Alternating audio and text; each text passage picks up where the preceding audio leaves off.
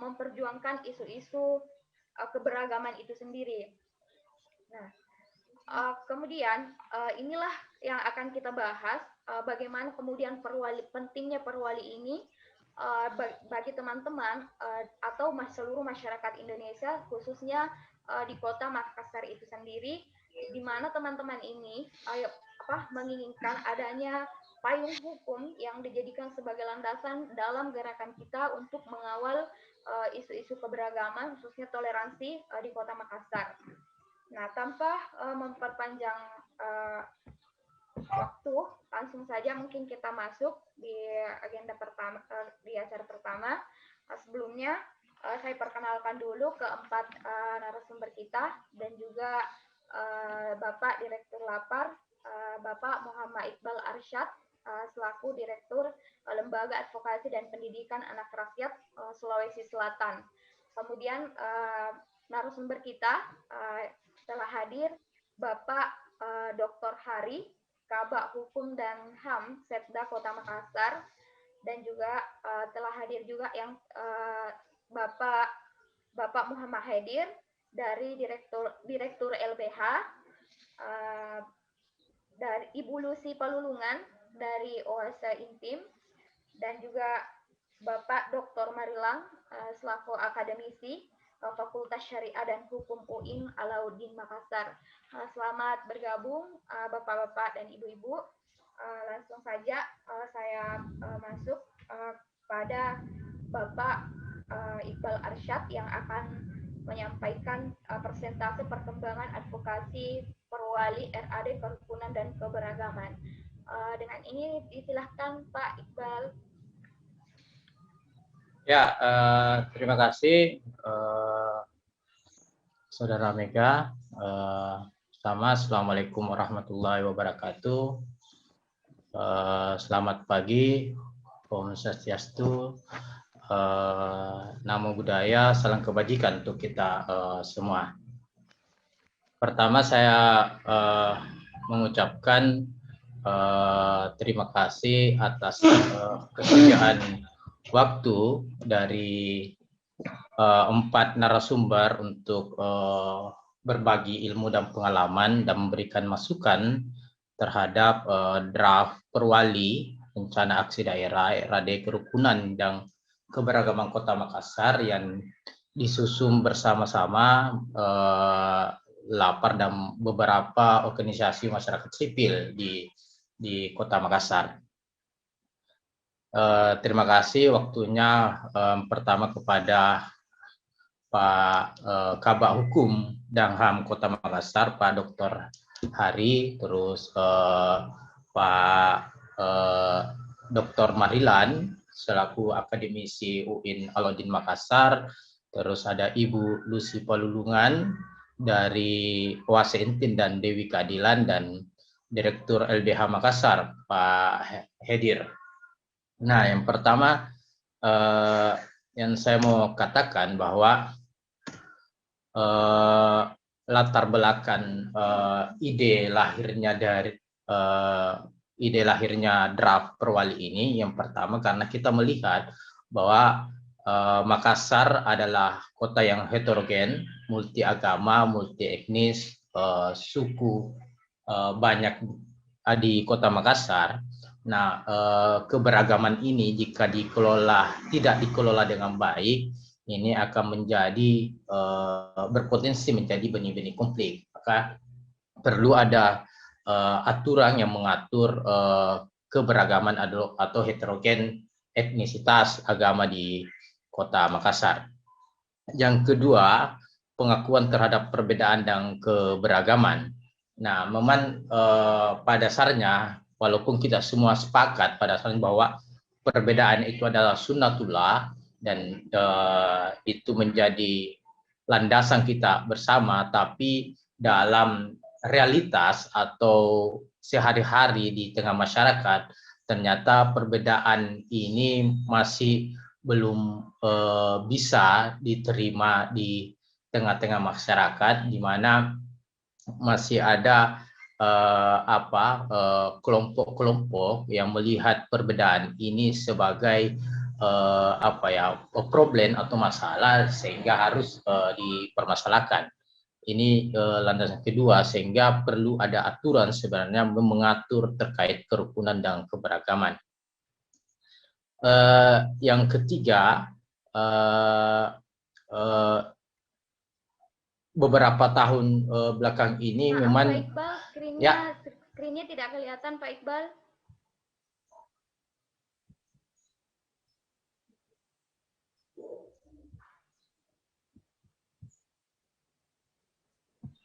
sudah kelihatan. Belum, Halo. Pak. Belum, Pak.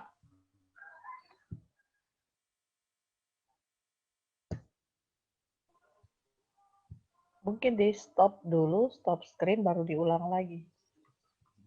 Nah, itu. Ya, sudah kelihatan, Pak.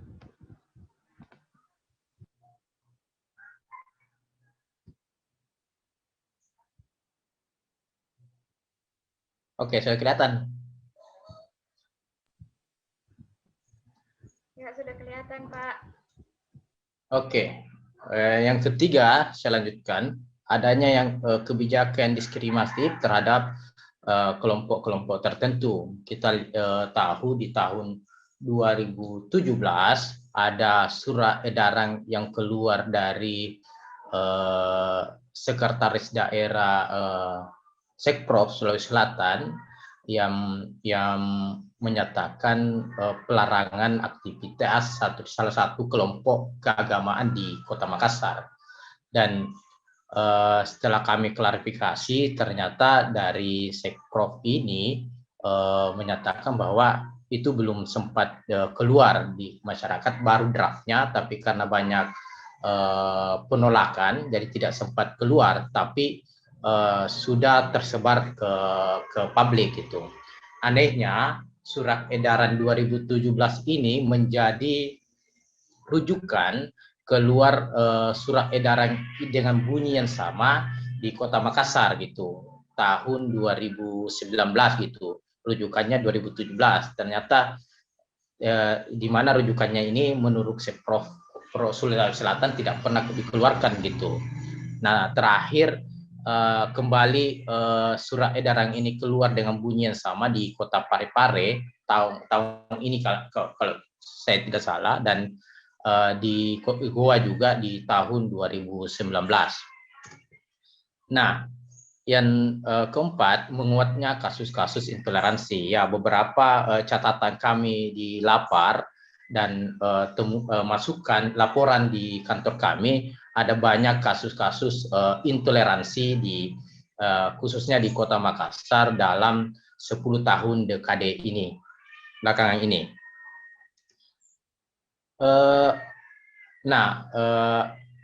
Yang terakhir, Makassar yang kota dengan tingkat toleransi rendah. Ini berdasarkan survei dari Setara Institute yang melihat Makassar sebagai kota dengan tingkat toleransi terendah. Dia urutan ketiga paling di bawah dari semua kota-kota yang ada di Indonesia gitu, di hasil survei terakhirnya. Namun ada potensi kami lihat di Kota Makassar, di mana kerukunan, toleransi, penghargaan terhadap keberagaman sudah menjadi perhatian kita bersama, khususnya organisasi masyarakat sipil. Maka kami melihat di 5 tahun belakangan ini ada banyak organisasi masyarakat sipil yang bermunculan di Kota Makassar yang meneriakkan, yang mengkampanyekan terkait toleransi dan perdamaian. Baik itu organisasi masyarakat sipil yang sudah lama ada di Kota Makassar maupun yang baru lahir atau yang baru didirikan. Nah, menariknya organisasi masyarakat sipil yang baru ini rata-rata digerakkan oleh kalangan anak muda. Ini ada potensi saya lihat di sini untuk bisa dikembangkan sehingga menjadi kekuatan untuk menciptakan kerukunan dan kedamaian di Kota Makassar. Nah, di sisi lain ada sebenarnya forum-forum yang dibentuk oleh pemerintah yang mengurusi kerukunan dan keberagaman. Misalnya Forum Kerukunan Umat Beragama yang di dalamnya ada tokoh-tokoh agama yang dibentuk oleh pemerintah Kota Makassar untuk menjaga kerukunan umat beragama. Dan ada Forum Pembauran Kebangsaan. Ini juga lah dihimpun tokoh-tokoh yang berasal dari etnis gitu. Jadi dari etnisitas, dari suku yang didorong untuk menjaga kerukunan dan keberagaman di Kota Makassar. Namun forum-forum ini tentu perlu dukungan dari berbagai pihak untuk menjalankan tugas-tugasnya untuk merawat kerukunan dan keberagaman di Kota Makassar. Terus yang terakhir adalah kita lihat visi misi Wali Kota Makassar terakhir ini, saya rasa juga mendorong lahirnya terciptanya suasana rukun dan penghargaan dan keberagaman. Itu tertuan dari visi misi Wali Kota, yaitu dengan redaksi penguatan keumatan gitu. Ini ada tertuan di visi misinya. Nah, secara yuridis, jadi kita juga menyusun perwali ini tentu merujuk dari undang-undang atau peraturan sebelumnya. Misalnya Undang-Undang Dasar 1945 Pasal 29 Ayat 1 yang menyatakan bahwa negara berdasarkan ketuhanan yang Maha Esa dan negara menjamin kemerdekaan tiap-tiap penduduk untuk memeluk agamanya masing-masing dan beribadah menurut agama dan kepercayaan masing-masing. Dan ada juga keputusan bersama Menteri Agama dan Menteri Dalam Negeri ini terkait pembentukan Forum Kerukunan Umat Beragama. Ini nomor 9, nomor 8 dan nomor 8 tahun 2006. Terus Undang-Undang nomor 40 tahun 2008 tentang penghapusan diskriminasi dan ras dan etnis. Undang-Undang nomor 29 tahun 1999 tentang pengesahan Konvensi Internasional mengenai penghapusan segala bentuk diskriminasi dan rasial. Terus Peraturan Dalam Negeri nomor 34 tahun 2006 tentang pembentukan Forum Pembauran Kebangsaan dalam rangka menjaga kerukunan antar warga dari berbagai etnis. Undang-Undang nomor 39 tahun 1900 tentang HAM, terus yang terakhir dan Undang-Undang nomor 12 tahun 2002 tentang pengesahan Konvensi Internasional tentang hak sipil dan politik, yang dimana kedua ini merujuk kepada Deklarasi Umum Hak Asasi Manusia PBB. Nah, perwali yang draft perwali ini juga sebenarnya mengikuti draft RAM PE, Rancangan Aksi Nasional Penanggulangan Ekstremisme dan Terorisme. Tujuan dari perwali ini yang pertama adalah untuk penguatan dan perlindungan kerukunan keberagaman di Kota Makassar yang dapat dijabarkan dalam beberapa tujuan khusus, yaitu mitigasi, pencegahan gangguan terhadap kerukunan dan keberagaman, terus pengurus utamaan kearifan tradisi sebagai narasi alternatif, penguatan kerukunan dan keberagaman, penguatan peran pemerintah Kota Makassar dalam melakukan pencegahan dan gangguan kerukunan dan keberagaman, dan penguatan kelembagaan pemerintah terkhusus FKUB dan FPK melalui kelompok kerja bersama dan pelaksanaan kebijakan kerukunan dan keberagaman di Kota Makassar. Nah, dari semua aturan itu kami membuat 3 agenda utama yang dijabarkan di dalam RAD kerukunan dan keberagaman. Yang pertama adalah terkait dengan pencegahan, yaitu penguatan, perlindungan dan penyadaran gangguan terhadap kerukunan dan keberagaman. Terus agenda utama kedua yaitu penguatan legislasi daerah dan respon pemerintah daerah terhadap kasus-kasus kerukunan dan keberagaman, dan penguatan kelembagaan dan kemitraan. Dalam hal ini penguatan forum kerukunan umat beragama dan forum pembaruan kebangsaan dan organisasi masyarakat sipil di dalamnya, yang nanti di dalam RAD yang kami susung ada terbentuk pokja bersama untuk terkait kerukunan dan keberagaman.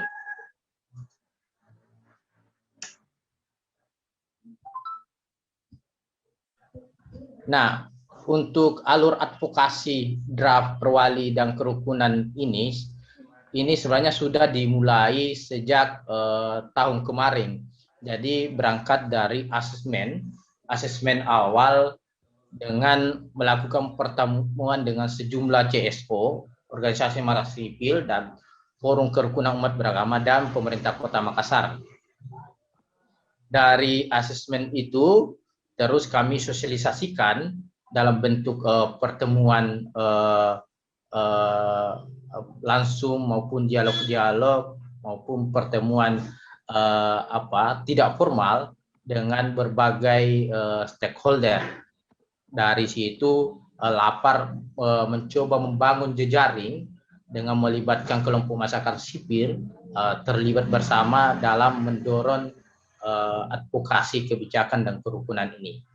Tapi setelah dari situ kita melihat bahwa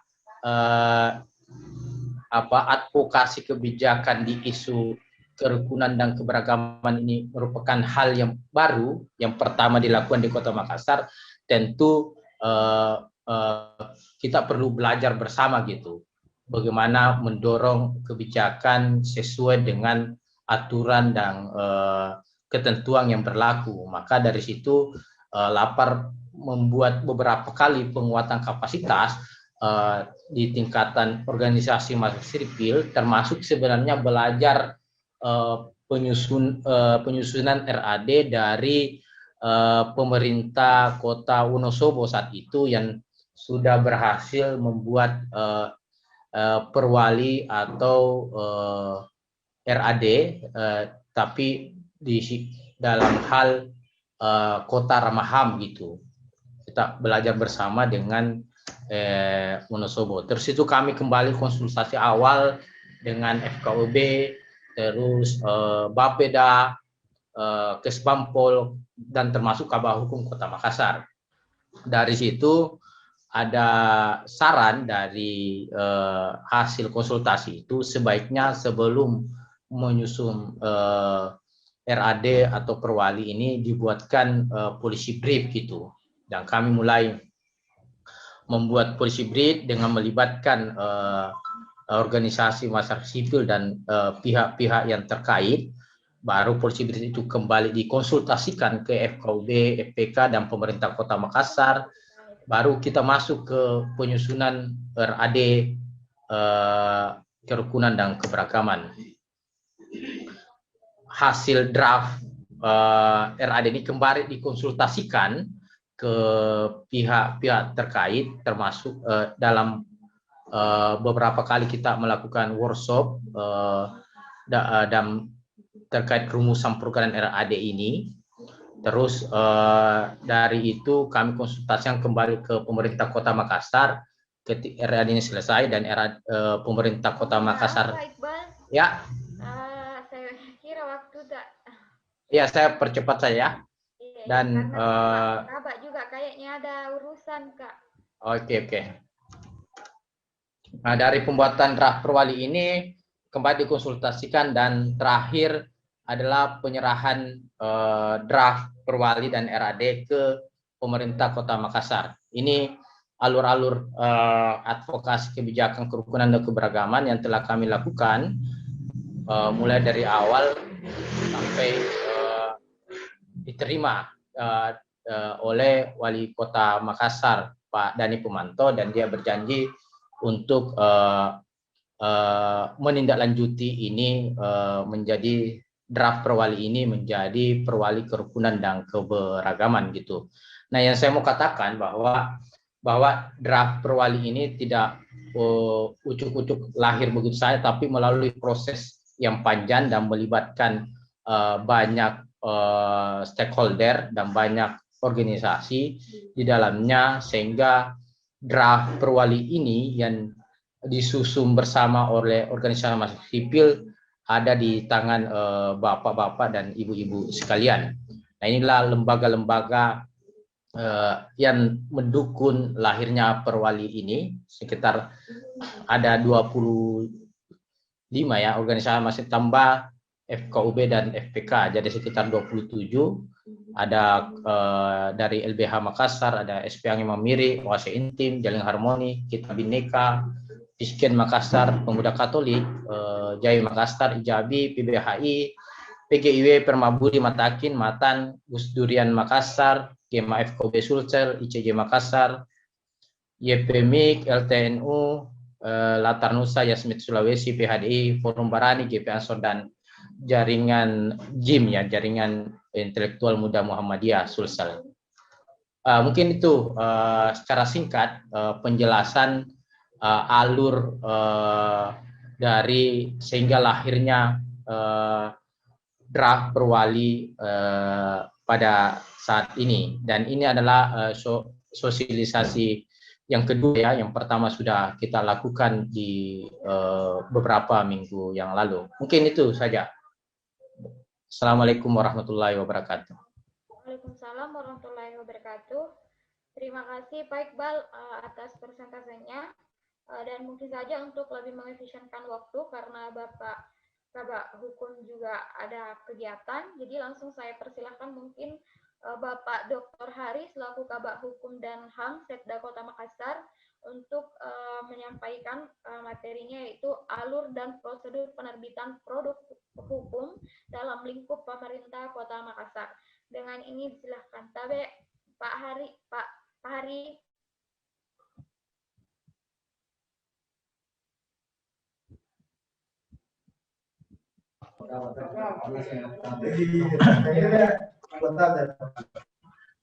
Saya bicara di. Bismillahirrahmanirrahim. Assalamualaikum warahmatullahi wabarakatuh. Waalaikumsalam warahmatullahi wabarakatuh. Salam damai sejahtera kepada kita semua. Alhamdulillah wa syukurillah wa la haula wa la quwata illa billah. Pertama-tama, mari kita senantiasa mengucapkan puji syukur kepada Allah Subhanahu wa Ta'ala, Tuhan yang Maha Kuasa, karena berkat perkenannya pada hari ini kita masih diberikan nikmat kesehatan, kesempatan untuk bertemu di ruang Zoom ini dalam rangka mensupport kegiatan yang dilakukan teman-teman kita dari LSM Lapar. Sungguh sebuah langkah LSM, salah satu LSM yang mensupport, membantu pemerintah Kota Makassar dalam rangka membuat sebuah regulasi berupa peraturan kepala daerah ataupun peraturan wali kota.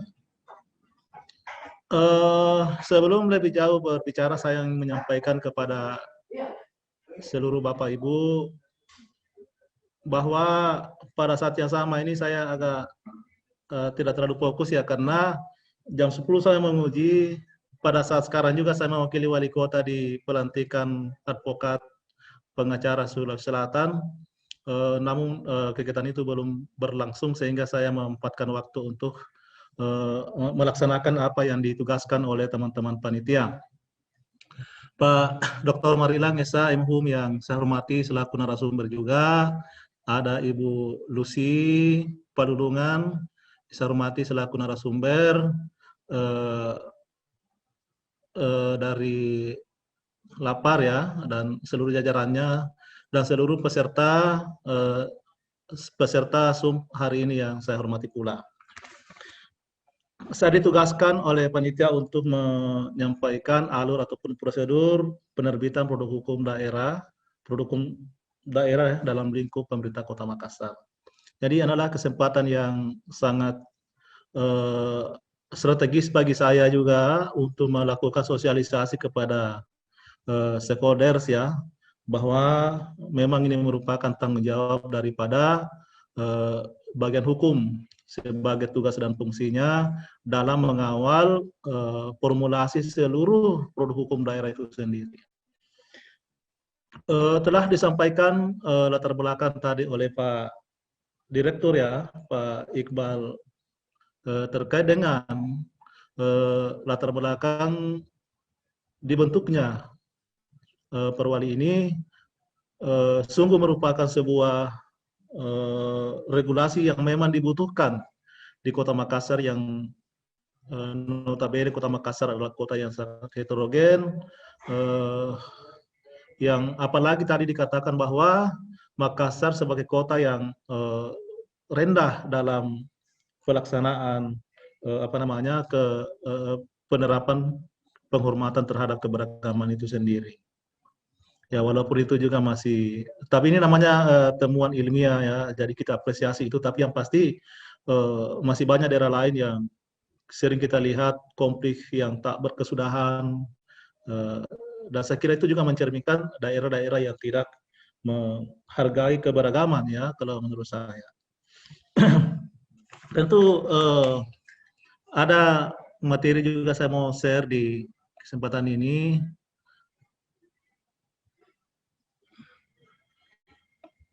Bisa dipindahkan host, Pak host. Bisa saya host ya, supaya saya bisa share materinya.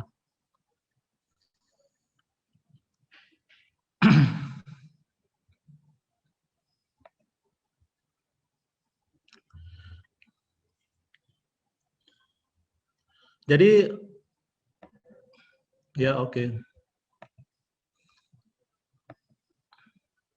Jadi sebenarnya prosedur ataupun alur pembentukan produk hukum daerah itu, Bapak Ibu, bukan cuma lingkup Kota Makassar, tapi ini karena diatur oleh aturan yang bersifat nasional, yaitu Undang-Undang Nomor 12 2011, ada Permendagri sebagai turunannya, Permendagri 80 2015 tentang pembentukan produk hukum daerah, maka itu adalah alur yang bersifat nasional, tidak hanya berlaku di Kota Makassar.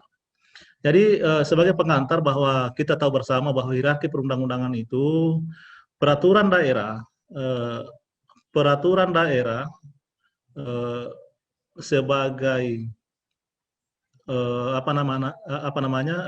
induk dari sebuah perkada ya, perkada, walaupun tidak semua juga perkada lahir dari perda, adalah berada di hierarki ketujuh dari perundang-undangan. Nah, saya kira yang kita mau fokus hari ini adalah peraturan wali kota Makassar terkait dengan kerukunan dan keberagaman umat, kerukunan dan keberagaman. Kalau kita mencermati tadi latar belakang yang disampaikan oleh Pak Direktur bahwa sungguh strategis regulasi ini, maka sebaiknya menurut saya ya ditingkatkan aja menjadi perda. Perda karena kenapa? Di situ ada pengakuan secara politis karena melibatkan unsur DPRD. Saat ini adalah waktu untuk SKPD ataupun Pemprakarsa untuk mengusulkan rancangan-rancangan perdanya ke pemerintah Kota Makassar melalui bagian hukum. Nah, sambil jalan ini Perwali, karena ini juga masih proses, saya kira apalagi ada nanti naskah akademik yang telah disusun oleh Pak Dr. Marilang ini adalah sebuah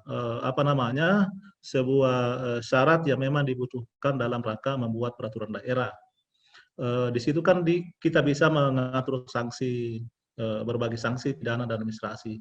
Tapi kalau Perwali kan hanya lingkup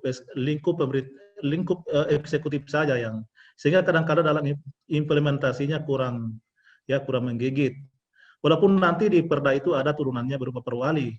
Taruhlah perwali kita susun sekarang sebagai itu. Tapi ini saran saya ya, kalau ini teman-teman bisa perwali ini sebagai cikal bakal untuk kita naikkan menjadi perda. Apalagi Pak Wali Kota sudah sangat mendukung, sangat sejalan dengan visi misinya. Jadi sangat potensinya untuk meningkatkan menjadi perda sungguh luar biasa saya kira. Karena kalau ada nanti materi yang disampaikan oleh Pak Dr. Marilang, saya kira kalau perwali itu tidak diwajibkan menyusun ataupun melengkapi berupa naskah akademik. ya di Undang-Undang 12 2012 mengatur itu di lampiran keduanya. Tapi kalau ada ya tidak apa-apa juga, yang mana kita mau buktikan, mau pastikan secara asas filosofis, yuridis, dan sosiologisnya itu sendiri. Jadi Bapak Ibu, peraturan hukum daerah itu, produk hukum daerah itu menurut Permendagri 80 2015 yang telah diubah menjadi Permendagri 120 2018, apa namanya, diatur ataupun ditetapkan ada dua kriteria. Ada yang bersifat regeling, pengaturan, yaitu Perda dan Perkada ataupun peraturan wali kota kalau di Kota Makassar, peraturan bupati tentu kalau di daerah. Dan ada yang bersifat basicing, namanya keputusan kepala daerah ataupun keputusan wali kota. Ya, ini keputusan wali kota inilah yang menjadi fokus kita untuk keputusan atau peraturan ini, Pak. Keputusan ya. Oh ya, peraturan ya, peraturan wali kota. Jadi ini yang poin pertama yang menjadi fokus kita dalam rangka membuat produk hukum, yaitu perkada. Kemudian apa yang diatur dalam perda ataupun perkada itu, ini saya kira kita bisa lihat di Permendagri yang saya sebutkan tadi, dalam rangka penyelenggaraan otonomi daerah dan tugas pembantuan, ya biasa disebut Medewin, tugas pemerintah pusat yang dikerjakan di daerah. Sebagai penjabaran lebih lanjut ataupun perintah undang-undang yang lebih tinggi, mengatur materi muatan lokal yang terjadi di Makassar misalnya juga menjadi materi muatan daripada peraturan wali kota ini. Nah, kenapa saya tadi sarankan menjadi perda? Karena ini yang kita bisa atur sesuai ketentuan bahwa perda itu bisa mengatur pidana, sanksi kurungan 6 bulan. Karena ini persoalan kerukunan dan keberagaman berpotensi terjadi pelanggaran-pelanggaran. Tadi disampaikan bahwa Makassar adalah kota yang sangat banyak melakukan pelanggaran-pelanggaran terkait dengan itu. Maka kita bisa memberikan sanksi di sini. Nah, karena kadang-kala juga kita ini orang Indonesia, kalau tidak diancam-ancam dengan sanksi, ya ketaatannya terhadap hukum itu lemah. Nah, nanti diancam-ancam baru. Jadi aturan tanpa hukuman juga kurang. Jadi kalau perkada hanya bisa mengatur sanksi administrasi saja, tidak bisa mengatur sanksi sanksi pidana. Ada yang bertanya ke saya, kenapa itu edarannya wali kota, perwali terkait dengan COVID, ada sanksi pidananya, ada sanksi membayarnya sampai 50 juta, 100 juta. Itu dikarenakan ada instruksi Mendagri dalam rangka mendisiplinkan masyarakat dalam terhadap prokes ya, menyikapi pandemi hari ini ya belum berkesudahan, yang belum selesai, sehingga ada aturan yang dikeluarkan oleh Permendagri, instruksi Mendagri yang menjadi pedoman kita membentuk peraturan wali kota itu yang memberikan denda ke masyarakat. Ya, itu yang membedakan. Jadi yang dimaksud dengan peraturan perundang-undangan dalam ini adalah peraturan wali kota, tentu merupakan peraturan tertulis dibentuk oleh lembaga. Nah, ini yang perlu saya jelaskan, sampaikan ke kita bahwa dalam alur pembentukan produk hukum daerah itu berawal dari Pamrakarsa, berawal dari SKPD. Nah, saya lihat yang dekat, kalau kita mendekat-dekatkan SKPD apa yang relevan dengan program ini adalah Kesbangpol. Jadi semestinya Kesbangpol juga mungkin hadir di ruangan ini, perlu mengguidance teman-teman kita di LSM ini terkait dengan produk hukum ini. Karena biar bagaimanapun nanti dalam rangka mengeksekusi, tentu dalam rangka mensumpur anggaran misalnya, tentu ada SKPD yang bertanggung jawab dalam rangka mempertanggungjawabkan APBD-nya. Sehingga setiap momen yang dilakukan oleh teman-teman lapar, saya kira Kesbangpol selalu hadir sebagai SKPD yang bertanggung jawab terkait dengan produk hukum ataupun peraturan wali kota ini. Karena namanya peraturan itu ya tadi bersifat umum. Beda kalau basicing bersifat personal. Ini tahapan-tahapan yang dilakukan dalam pembentukan produk hukum. Saya kira kita sekarang sudah sudah ya perencanaan, sudah persiapan, ya, sudah jauh, sudah banyak, sudah jauh kita melangkah ya. Pembahasan juga sudah ya, tinggal menuju pengesahan saja nanti. Tapi saya kira sebelum masuk di pengesahan, penandatanganan wali kota, saya membaca redaksi ini masih ada yang maaf ya, belum bersesuaian dengan ketentuan teknik perundang-undangan. Kalau kami di bagian hukum itu huruf besar kecil, titik koma menjadi perhatian karena kenapa?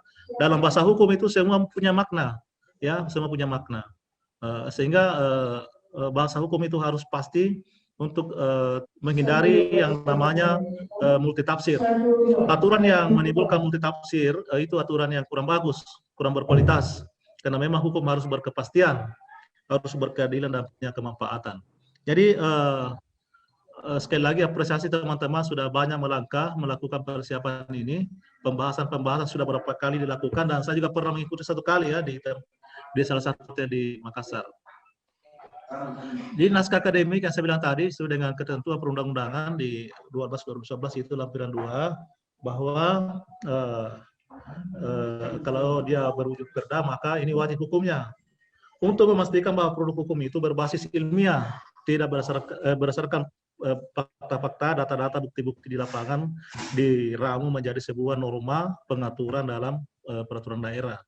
Tapi kalau perwali ini juga diadakan naskah akademis, saya kira ini pemikiran teman-teman lapar memang orientasinya di perda kalau saya membaca ini, dan memang saya kira lagi-lagi saya mensupport, mendukung. Jadi alangkah bagusnya memang kalau ini segera kita lakukan persuratan ke Sekda melalui bagian hukum untuk dilakukan prolegda tahun 2022. Jadi penyusunan perda itu Bapak Ibu bisa dari DPRD, namanya inisiatif DPR, bisa dari kepala daerah.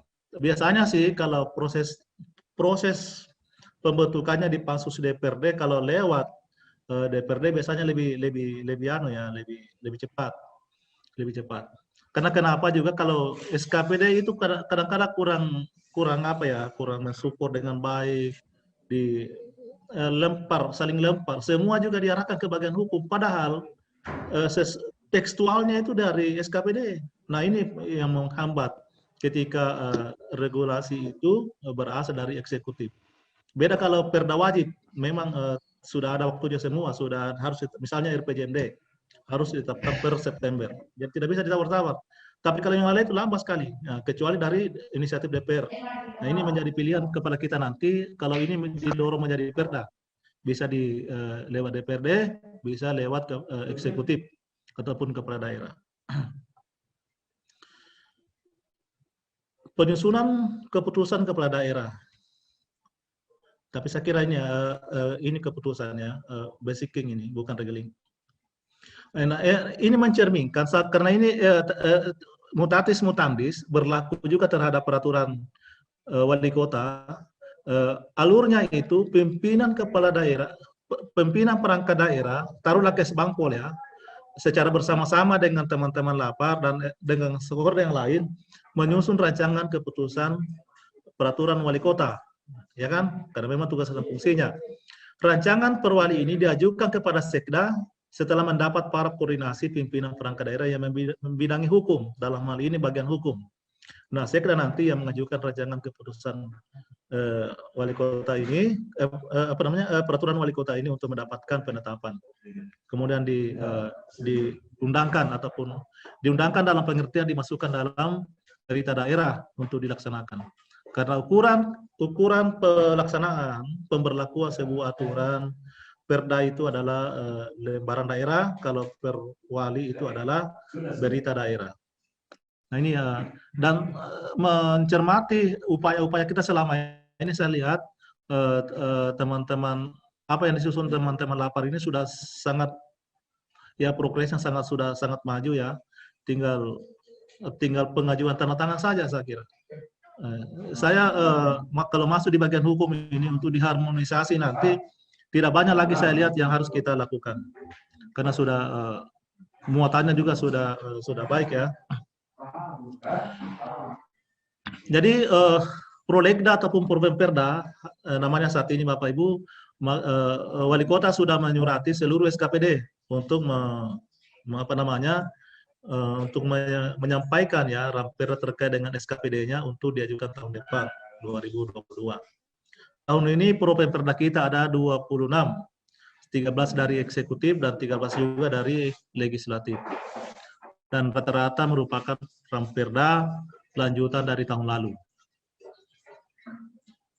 Dan itu nanti Pro-Pemperda ini ditetapkan oleh Ketua DPRD atau pimpinan DPRD. Jadi norma-norma pengaturan dalam rancangan peraturan wali kota ini saya lihat sudah bagus ya, sudah mensarikan nilai-nilai yang ada di tengah-tengah kehidupan masyarakat Kota Makassar yang sangat heterogen. Karena hukum yang baik itu adalah hukum yang mengikuti, yang hidup di tengah-tengah kehidupan masyarakat. Ya, sehingga karena itulah sesungguhnya yang dibutuhkan. Hukum yang tidak bagus, hukum yang tidak berkualitas adalah hukum yang tidak dibutuhkan memang. Terjadi pertentangan antar pasal, terjadi pertentangan antar norma di atasnya, aturan yang lebih tinggi. Itu. Jadi yang disusun teman-teman ini saya lihat sudah bersesuaian dengan perundang-undangan yang lebih tinggi. Ya. Bapak Ibu tidak, ya sedikit lagi ya, karena saya lihat di ruangan sebelah sudah mau. Nanti setelah saya mau pilih Pak Wali Kota, membuka acara pengukuhan teman-teman advokat ini, saya kembali bergabung.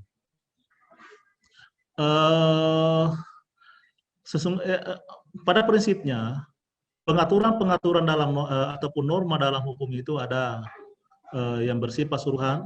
Nah, itu dan nanti ketika terjadi pelanggaran terhadap perintah itu atau melanggar larangan itu, maka itulah tadi kita request menjadi sanksi, ketentuan sanksi dalam dalam aturan itu. Ada kalau di agama itu wajib, haram, sunnah, dan ada mungkin makruh, ya. Tapi ini yang tiga yang terjadi dalam pengaturan norma-norma hukum. Jadi tepat yang disampaikan tadi Pak Direktur bahwa sumber hukum itu berasal dari nilai-nilai ataupun norma yang berasal dari masyarakat. Dan yang kedua tentu mempunyai dasar hukum yang mendasari. Karena begini, kita di negara hukum, dalam bingkai negara kesatuan Republik Indonesia ini, kita punya hukum itu berlapis-lapis. Hukum satu dilandasi oleh yang lebih tinggi. Hukum yang lebih tinggi dilandasi lagi oleh yang lebih tinggi lagi. Sampainya pada aturan yang tertinggi yang disebut dengan konstitusi. Jadi tidak boleh aturan yang lebih rendah bertentangan dengan aturan. Ada istilahnya lex superior derajat lex inferior. Tidak boleh bertentangan yang lebih tinggi. Karena dalam asas hukum ketika terjadi hal yang begitu, maka itu yang lebih tinggi dipakai. Ya.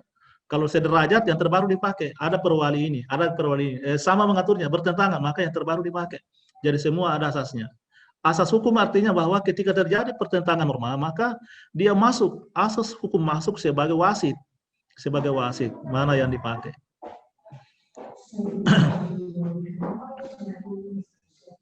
Ini sangat konsep ya, teoritis, karena saya praktisi Bapak Ibu di pemerintah, saya juga dosen tetap di Nobel, saya dosen LB di beberapa tempat, sehingga kadang-kala kalau memberikan materi seperti ini saya juga menyampaikan konsep-konsep, karena biar bagaimanapun hukum itu harus terbungkus oleh teori, oleh norma ya, oleh konsep-konsep. Tidak bisa hukum, bahasa hukum itu hanya lahir dari intuisi, tapi harus betul-betul sesuai dengan kaidah-kaidah, teori-teori yang telah ditetapkan. Jadi Bapak Ibu, terakhir ini saya lihat bahwa hukum formal di seluruh dunia ya ada 4 macam. Ada legislasi yang inilah kita susun, yang saya katakan tadi dari Undang-Undang 45 sampai peraturan daerah kabupaten kota. Ada perjanjian ataupun perikatan yang merupakan hukum bagi para pihak yang membuatnya. Sama halnya hukum negara terhadap masyarakatnya. Jadi dia juga dapat disebut sebagai sumber hukum formil. Putusan hakim ya, ponis yang merupakan juga sebuah sumber hukum formil. Kemudian basic king yang saya bilang tadi, keputusan wali kota juga merupakan sebagai sumber hukum formil. Jadi itu ya Bapak Ibu, insya Allah nanti setelah kegiatan ini saya bergabung kembali. Saya kembalikan kepada Ibu MC tadi. Akhirnya saya ucapkan Assalamualaikum warahmatullahi wabarakatuh. Waalaikumsalam warahmatullahi wabarakatuh. Terima kasih Pak atas waktunya di tengah kesibukan Bapak. Jadi nanti Bapak Hari akan bergabung kembali setelah menyelesaikan tugas-tugas selanjutnya. Dan itulah tadi pemaparan tentang alur dan prosedur penerbitan produk hukum dalam lingkup pemerintah Kota Makassar yang disampaikan oleh Bapak Dr. Hari. Dan langsung saja ke narasumber berikutnya, yaitu Bapak Muhammad Haidir selaku Direktur LBH Makassar dengan tema Kajian Hak Asasi Manusia Draft Perwali RAD Kerukunan dan Keberagaman Kota Makassar. Waktunya 20 menit ya Pak. Dengan ini silahkan Pak. Ya, baik. Terima kasih moderator. Terima kasih kawan-kawan lapar kepada para pembicara, salam hormat kepada Bapak Dr. Marilang, Ibu Lucia Palulungan, Bapak Iqbal selaku Direktur Lapar. Terima kasih juga kepada seluruh peserta dan Bapak Ibu sekalian yang saya hormati. Sebagai pengantar mungkin kita masih mengingat bagaimana kejadian-kejadian yang lalu banyak sekali kemudian. Ini saya mau bicara soal bahayanya intoleransi, bahayanya politisasi terhadap identitas ya. Bukan politik identitas, yang saya maksud adalah politisasi terhadap identitas. Bagaimana identitas itu dipolitisasi kemudian berdampak sebenarnya tidak hanya kepada diskriminasi, tidak hanya kemudian kita akan bicara soal bagaimana persamaan orang terhadap di depan hukum, tapi juga kemudian akan sangat berdampak bahkan pada nyawa. Kita lihat banyak sekali kejadian-kejadian intoleransi yang berdampak pada nyawa gitu, nyawa seseorang, berdampak pada persekusi misalnya. Kita bisa melihat misalnya bagaimana identitas menjadi hal yang dipolitisasi misalnya pada kejadian-kejadian di dunia. Kita bisa misalnya melihat Holocaust misalnya, kita bisa melihat bagaimana diskriminasi kepada kulit hitam di Amerika, di mana-mana gitu. Kita bisa melihat di Indonesia juga, kita bisa melihat banyak sekali kejadian-kejadian yang berdampak pada sebagai akibat dari politisasi identitas ini. Baik, saya mau share screen, bisa mungkin diizinkan untuk jadi co-host.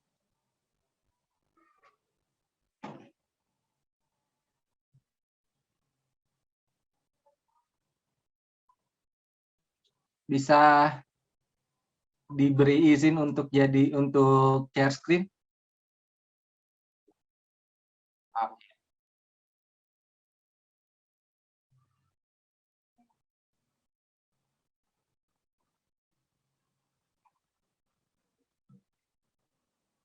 Baik,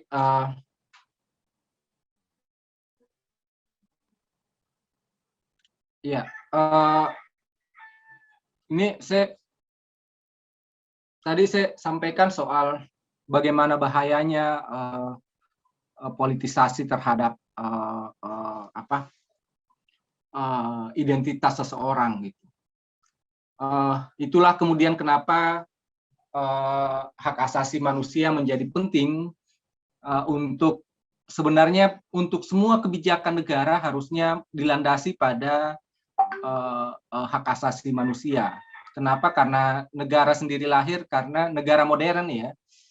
Negara modern itu lahir karena perdebatan antara pembatasan kekuasaan negara di satu sisi dan bukan pemberian ya, dan kemudian bicara soal hak asasi manusia di sisi lain gitu. Bagaimana rakyat memiliki memiliki hak dan bagaimana negara dibatasi kekuasaannya. Nah, negara modern yang kita sebut hari ini sebagai negara hukum itu lahir karena perjuangan hak asasi manusia. Kita bisa lihat misalnya Bill of Rights yang pernah ada di Inggris, kemudian perjuangan hak asasi manusia, bahkan kemerdekaan Indonesia sendiri misalnya adalah sebuah bentuk perjuangan terhadap hak asasi manusia.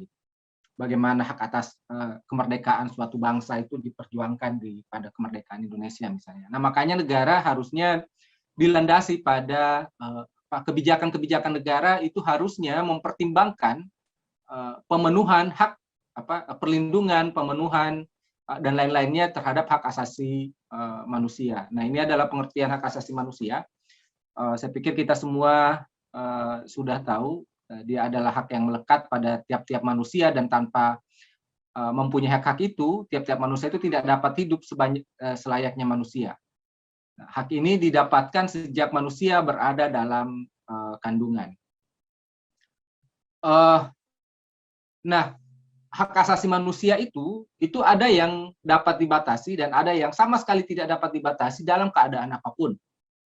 Nah, kita bisa melihat misalnya hak untuk hidup itu adalah hak yang tidak dapat dibatasi. Itu misalnya hak untuk hidup, hak untuk tidak disiksa, hak untuk kemerdekaan pikiran dan hati nurani, juga termasuk hak untuk beragama, hak untuk tidak diperbudak, hak untuk diakui sebagai pribadi di hadapan hukum, dan hak untuk tidak dituntut atas dasar hukum yang berlaku surut. Ini adalah hak yang tidak boleh dibatasi sama sekali dalam keadaan apapun. Nah, tapi ada juga hak yang boleh dibatasi dengan syarat-syarat tertentu. Hak itu misalnya hak menyampaikan pendapat, hak untuk berkumpul dan berserikat, dan hak kebebasan menyatakan pendapat atau berekspresi. Termasuk kebebasan mencari, menerima, memberikan informasi segala macam gagasan tanpa memperhatikan batas, baik melalui tulisan maupun lisan. Gitu. Nah, artinya yang saya mau bilang bahwa ada syarat-syarat pembatasan HAM. Ada syarat-syarat pembatasan HAM. Kalau di konstitusi kita itu sudah mengatur syarat-syaratnya, harus diatur melalui undang-undang. Itu pembatasan HAM. Kemudian kedua, dia untuk melindungi hak asasi orang lain, hak-hak orang lain. Nah, itu adalah untuk kepentingan umum. Kepentingan umum itu misalnya hak atas untuk melindungi hak atas kesehatan publik, untuk melindungi untuk melindungi kepentingan umum. Ada kalimat kepentingan umum, salah satunya misalnya kesehatan, juga kebudayaan, gitu. Ya, seperti itu. Nah, dalam konsep HAM kita mengenal khusus untuk kebebasan hati nurani, termasuk memeluk agama, kebebasan berpikir, hati nurani, termasuk memeluk agama. Itu kita mengenal dua konsep, forum internum dan forum externum. Forum internum itu adalah apa yang ada dalam diri kita. Ini yang tidak boleh dibatasi. Tapi ketika kita sudah mulai mengimplementasikan apa yang kemudian menjadi hati nurani kita, pikiran kita, agama kita, itu sudah menjadi forum eksternum yang melekat pembatasan di dalamnya. Gitu. Misalnya pelaksanaan pikiran, hati nurani itu adalah pelaksanaan pikiran, misalnya pelaksanaan hati nurani, pelaksanaan ibadah sebagai perintah agama itu adalah ketika kita sudah mengekspresikan gitu, pikiran kita, hati nurani kita, nah itu yang dibatasi. Tapi tidak boleh orang dibatasi sama sekali dalam keadaan apapun untuk memiliki pikiran tertentu, memiliki hati nurani tertentu, dan memiliki agama tertentu. Tidak boleh dibatasi berdasar kalau kita bicara soal konsep hak asasi manusia. Nah, bagaimana kewajiban negara terhadap HAM? Ini nanti akan terkait pada pada apa yang akan kita bahas hari ini. Di pasal 28 Undang-Undang Dasar itu negara memiliki kewajiban untuk melindungi, memajukan, menegakkan dan memenuhi memenuhi hak asasi manusia. Terutama pemerintah ya, negara terutama pemerintah itu memiliki kewajiban untuk ini, melindungi, memajukan, menegakkan dan memenuhi hak asasi manusia. Nah, apa itu menghormati, melindungi, memenuhi? Nah, saya pikir nanti juga akan terkait dengan itu. Nah, kalau dia menghormati, berarti negara tidak boleh melakukan sesuatu hal terhadap pemenuhan hak. Misalnya ketika seseorang melakukan ibadah, negara tidak boleh ikut campur di situ. Ada seseorang yang melakukan ibadah secara damai, ada seseorang yang ingin memeluk agama tertentu, negara tidak boleh ikut campur di situ. Dia harus, itu model penghormatan yang dia ketika kewajiban negara terpenuhi ketika dia tidak melakukan intervensi, tidak aktif. Dia bersikap diam terhadap pemenuhan hak itu. Nah, berbeda ketika negara melindungi. Ketika negara melindungi, negara bersikap aktif, dan negara bisa dianggap abai atau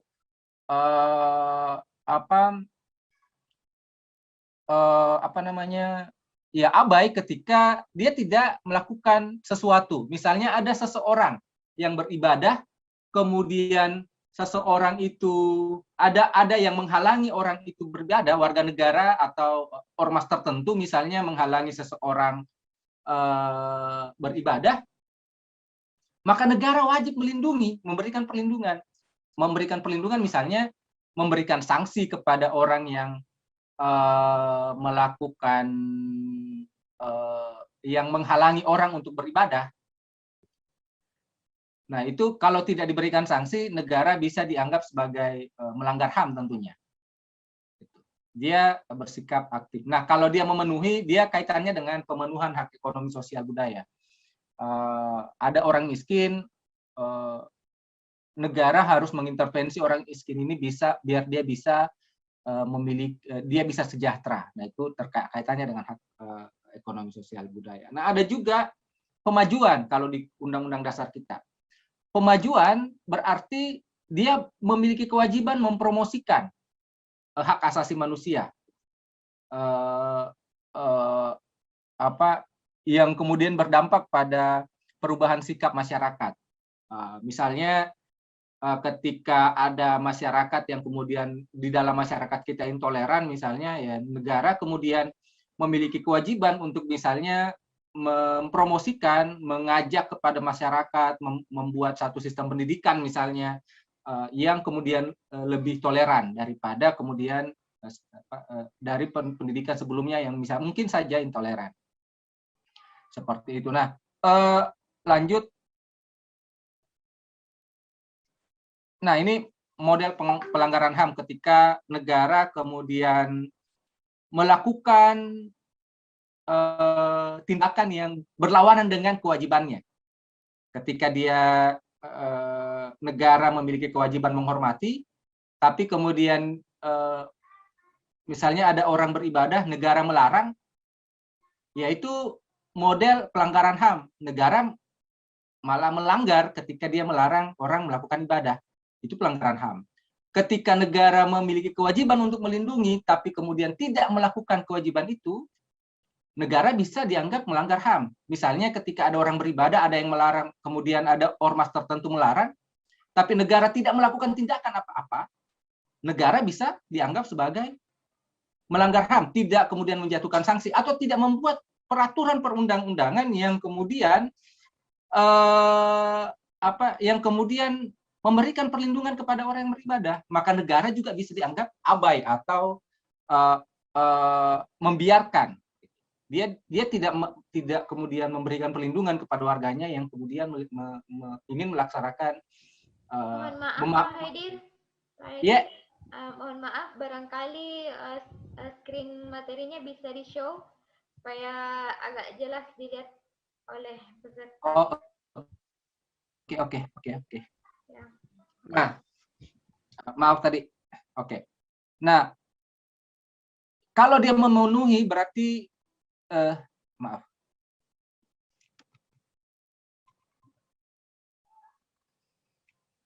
Oke. Berbeda ketika dia negara ini kemudian ingin memenuhi hak asasi manusia, atau dalam hal ketika dia tidak memenuhi hak asasi manusia juga dia dianggap abai atau melakukan pembiaran terhadap orang miskin, tidak melakukan suatu perbuatan misalnya untuk meningkatkan taraf hidup orang miskin misalnya, juga bisa dianggap sebagai melanggar HAM. Nah, kemudian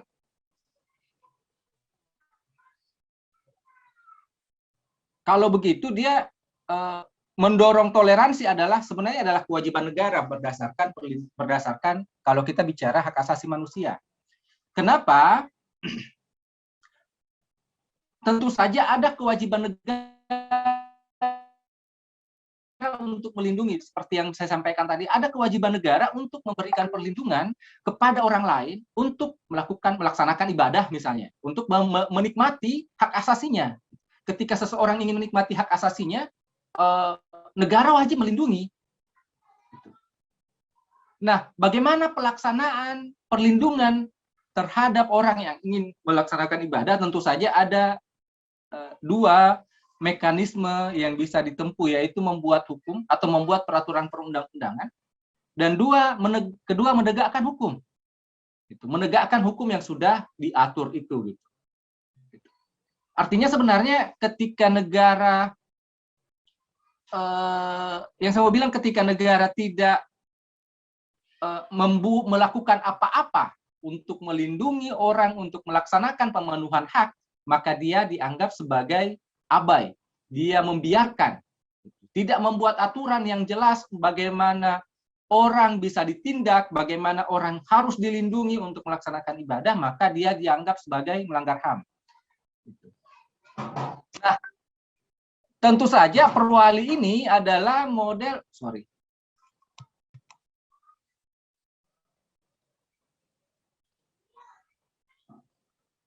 Nah, tentu saja perwali ini adalah model perlindungan negara kepada hak asasi manusia, hak asasi orang untuk melaksanakan ibadah sesuai agamanya. Di sini juga model pembatasan seseorang. Ada model pembatasan seseorang untuk tidak melanggar hak orang lain. Misalnya ada orang yang tadi saya sudah sampaikan, orang mau beribadah, tapi ada orang yang kemudian atau ingin menikmati hak asasinya, kemudian ada orang yang menghalanginya. Perwali bisa kemudian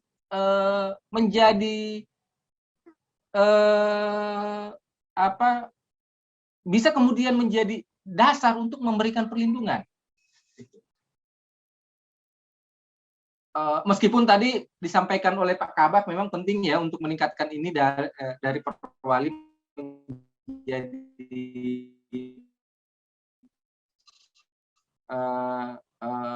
perwali ini masih sangat terbatas, dia tidak bisa memberikan sanksi. Perwali ini kalau saya baca, dia hanya bersifat pengakuan dan pemajuan sesuai konstitusi. Dia hanya pengakuan dan pemajuan hak kebebasan beragama dan berkeyakinan. Melalui apa? Melalui promosi, melalui dalam hal ini rencana aksi daerah. Jadi tapi sebenarnya kalau kita lihat pengakuan dan pemajuan ini memiliki spektrum yang lebih luas, karena tidak hanya bicara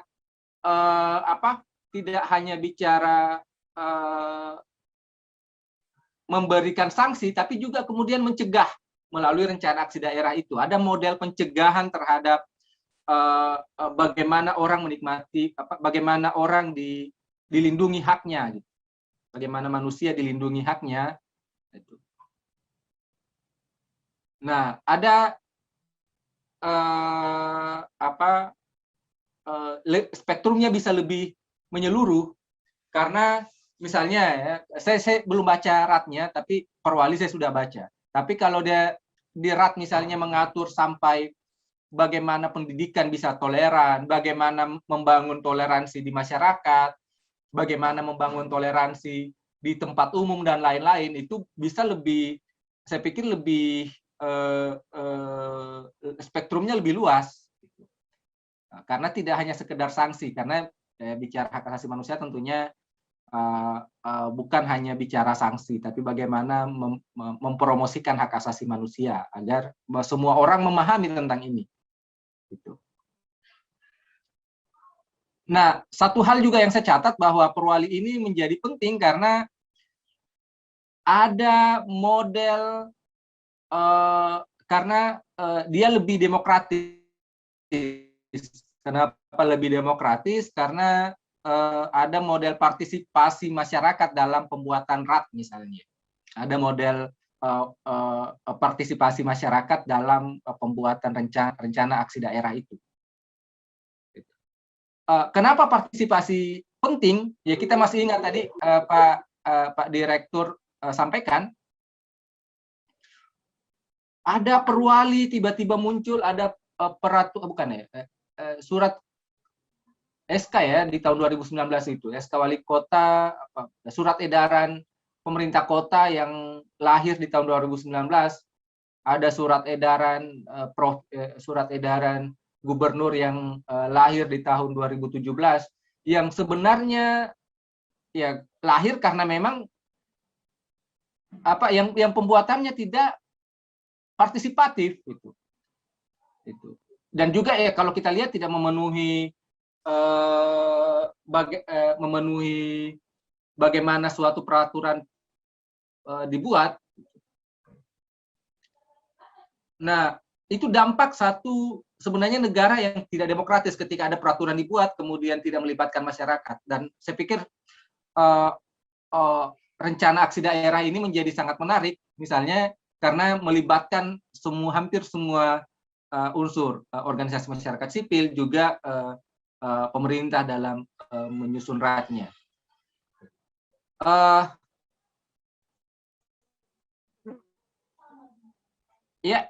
Mungkin hanya itu. Sekali lagi saya ucapkan terima kasih kepada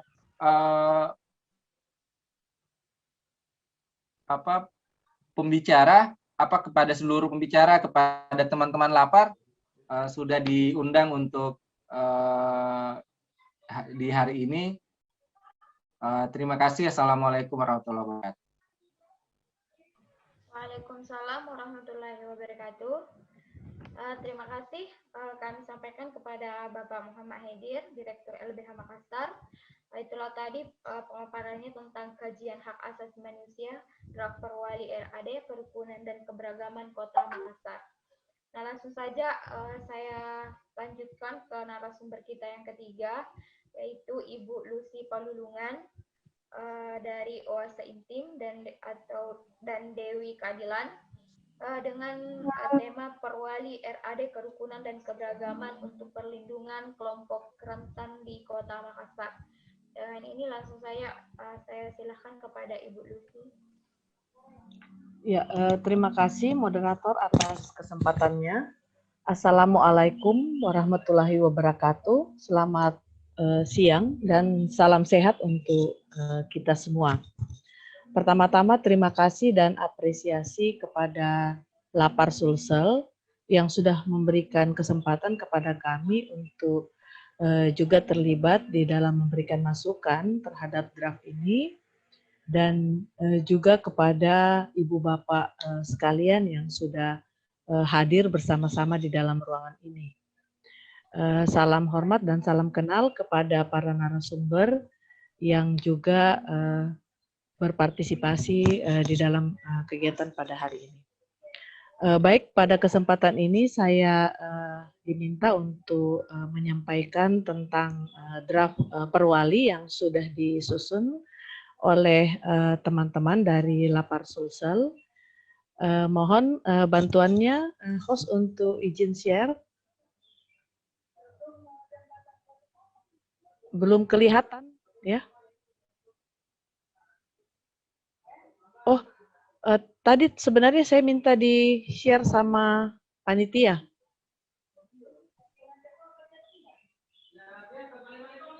Atau ya enggak apa-apa kalau begitu, saya saja yang share. Sudah kelihatan? Belum, Bu. Apakah sudah kelihatan? Belum, Bu. Ya? Belum, Bu Lucy. Belum ya? Iya. Oh ya, Tunggu sudah dulu. kelihatan, Bu. Sudah ya? Iya. Ya, baik. Jadi pada kesempatan ini saya akan menyampaikan tentang kedudukan perwali, rencana aksi daerah, kerukunan dan keberagaman dalam pemajuan toleransi di Kota Makassar. Nah, kalau kita lihat di dalam perwali ini terdapat 9 bab dan 11 pasal, di mana sebenarnya tadi beberapa bagian di dalamnya juga sudah disampaikan oleh Direktur Lapar Sulawesi Selatan. Nah, kalau kita lihat di dalam perwali ini di sini dijelaskan terkait dengan maksud bahwa memang kebijakan kerukunan dan keberagaman ini juga sangat penting untuk diatur lebih lanjut di dalam peraturan-peraturan, di mana rencana aksi daerah ini sudah melibatkan berbagai pihak selain pemerintah daerah, juga masyarakat, dunia usaha, dan pihak-pihak lainnya, di mana diharapkan bahwa peran multi pihak ini dapat terencana, menyeluruh dan berkelanjutan melalui program dan kegiatan untuk penguatan dan perlindungan kerukunan dan keberagaman. Nah, kalau kita lihat di dalam peraturan wali kota ini, ada beberapa prinsip yang sudah ditetapkan, yang diatur.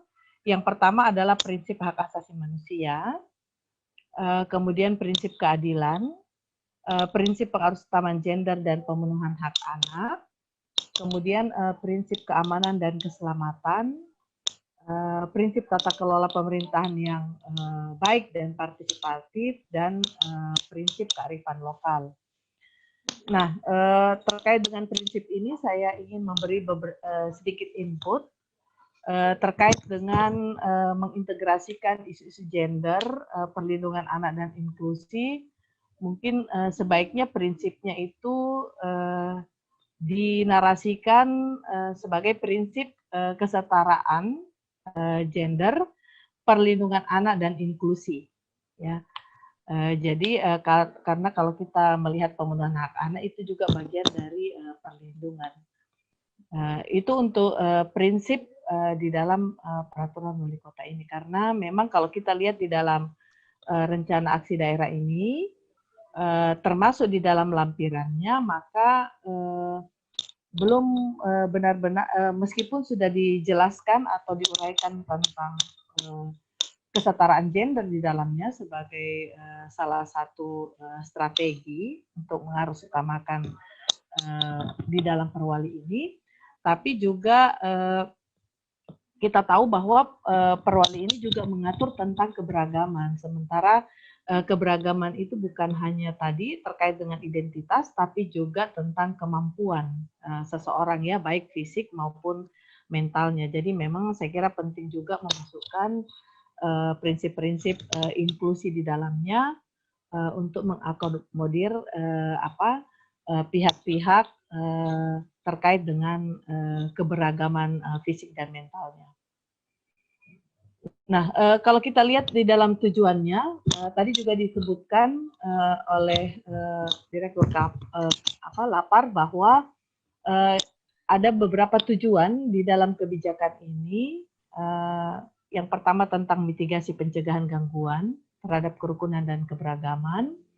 Kemudian juga di dalam perwali ini menekankan tentang ada dua forum, ya, ada dua forum yang menjadi pendelegasian kewenangan untuk pelaksanaan dari rencana aksi daerah ini. Jadi ada Forum Kerukunan Umat Beragama atau FKUB dan Forum Pembaruan Kebangsaan atau FPK. Nah, forum inilah yang akan mengendalikan pembentukan kelompok kerja bersama untuk melaksanakan rencana aksi daerah. Ya tentu saja kemudian forum ini juga akan di bawah sekretariat di pemerintah Kota Makassar, yaitu di Kesbangpol. Nah, jadi kalau kita lihat tujuannya bahwa memang penting adanya penguatan kelembagaan pemerintah yang difokuskan pada dua forum ini, di mana nanti akan bekerja melalui kelompok kerja bersama yang akan melaksanakan rencana kerja atau rencana aksi daerah yang sudah menjadi lampiran dari RAD ini. Nah, kalau kita lihat bahwa ruang lingkup pelaksanaannya ini secara umum terbagi atas 4 bagian besar, yaitu yang pertama adalah rencana aksi daerah itu sendiri tentang kerukunan dan keberagaman. Lalu kemudian nanti rencana aksi daerah ini akan diimplementasikan oleh kelompok kerja atau yang disebut dengan Pokja bersama. Mereka akan melaksanakan rencana aksi daerah. Lalu kemudian ada juga pendanaan, ya. Pendanaan ini nanti bermacam-macam sumbernya. Kemudian juga yang paling penting adalah bagaimana melakukan monitoring dan evaluasi, termasuk pelaporan dari pencapaian rencana aksi daerah. Nah, kemudian untuk pelaksanaannya ini dilakukan, yang pertama adalah koordinasi antara pemerintah Kota Makassar dengan stakeholder dalam rangka untuk mencegah masalah kerukunan dan keberagaman. Sehingga memang untuk pencegahan ini mitigasi itu sangat penting dilakukan. Nah, kemudian juga bagaimana juga mendorong partisipasi dan sinergitas pelaksanaan program-program penguatan kerukunan dan keberagaman ini. Karena kita tahu bahwa tentu saja pemerintah juga memiliki keterbatasan sehingga sangat baik karena di dalam rencana aksi daerah ini juga sudah melibatkan partisipasi dan juga bagaimana membangun sinergi dengan lembaga-lembaga lain atau pihak-pihak lain.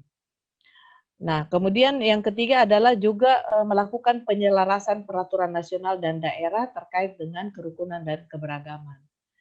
Nah, penyelarasan ini juga penting karena memang sudah banyak kalau kita lihat di dalam landasan yuridis dari rencana aksi daerah ini, dari perwali ini, itu sudah dicantumkan banyak sekali kebijakan nasional. Di mana kebijakan nasional ini memang penting untuk kemudian dibuat peraturan daerahnya atau peraturan di level daerah untuk implementasi dari kebijakan-kebijakan tersebut. Nah, kemudian juga sangat penting melakukan peningkatan sumber daya manusia di bidang penguatan kerukunan dan keberagaman. Karena memang juga salah satu penghambatnya atau tantangannya adalah karena banyak orang yang belum memiliki pemahaman tentang pentingnya kerukunan dan keberagaman itu sendiri. Lalu kemudian bagaimana kita melakukan pengawasan dan cegah diri, ya minimal diri kita dan keluarga kita terhadap tindakan dan pesan yang bisa mengganggu kerukunan dan keberagaman. Nah, yang seperti yang saya sampaikan tadi bahwa kemudian nanti mandat dari Perwali ini adalah adanya Pokja bersama yang melibatkan Forum Kerukunan Umat Beragama, Forum Pembauran Kebangsaan, dan organisasi masyarakat sipil dalam pelaksanaan RAD Kerukunan dan Keberagaman. Nah, kalau saya lihat di dalam lampiran dari Perwali ini, di dalam matriks rencana aksi daerahnya, mungkin penting untuk lebih mendetailkan OMS ya, khususnya organisasi masyarakat sipil yang berbasis organisasi pemuda, organisasi keagamaan dan seterusnya, supaya juga peran mereka di dalam pelaksanaan rencana aksi daerah ini juga lebih dipertegas. Nah, kemudian mengenai Pokja itu sendiri, kalau kita lihat di sini ada 3 bagian. Ya. Yang pertama misalnya peran Pokjanya melaksanakan efektivitas pelaksanaan rencana aksi daerah kerukunan dan keberagaman. Jadi nanti Pokja inilah yang akan menjadi ujung tombak pelaksanaan RAD. Kemudian nanti juga akan ditetapkan susunan anggota Pokja bersama yang nantinya akan ditetapkan dalam keputusan wali kota. Nah, Pokja bersama ini juga dikoordinasi dan beranggotakan berbagai unsur sebagai para pihak di dalam masyarakat, seperti misalnya wakil dan unsur dari eksekutif, kemudian dari FKUB itu sendiri, dari Forum Pembauran Kebangsaan dan organisasi masyarakat sipil. Nah, selanjutnya ini adalah tugas bersama ya, tugas Pokja bersama. Yang pertama adalah mengkoordinasikan pelaksanaan RAD Kerukunan dan Keberagaman. Kemudian melakukan sosialisasi ya mengenai rencana aksi daerah ini, mengumpulkan data dasar.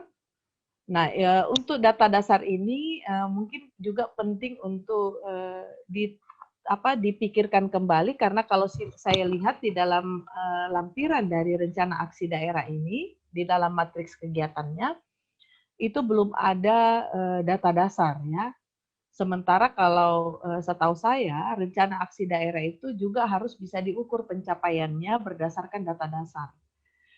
Sehingga kita punya titik pijak, kita mau mulainya dari mana, lalu kemudian pencapaian setiap tahunnya seperti apa, sehingga kita bisa mengukur implementasi dari kegiatan ini apakah efektif atau tidak.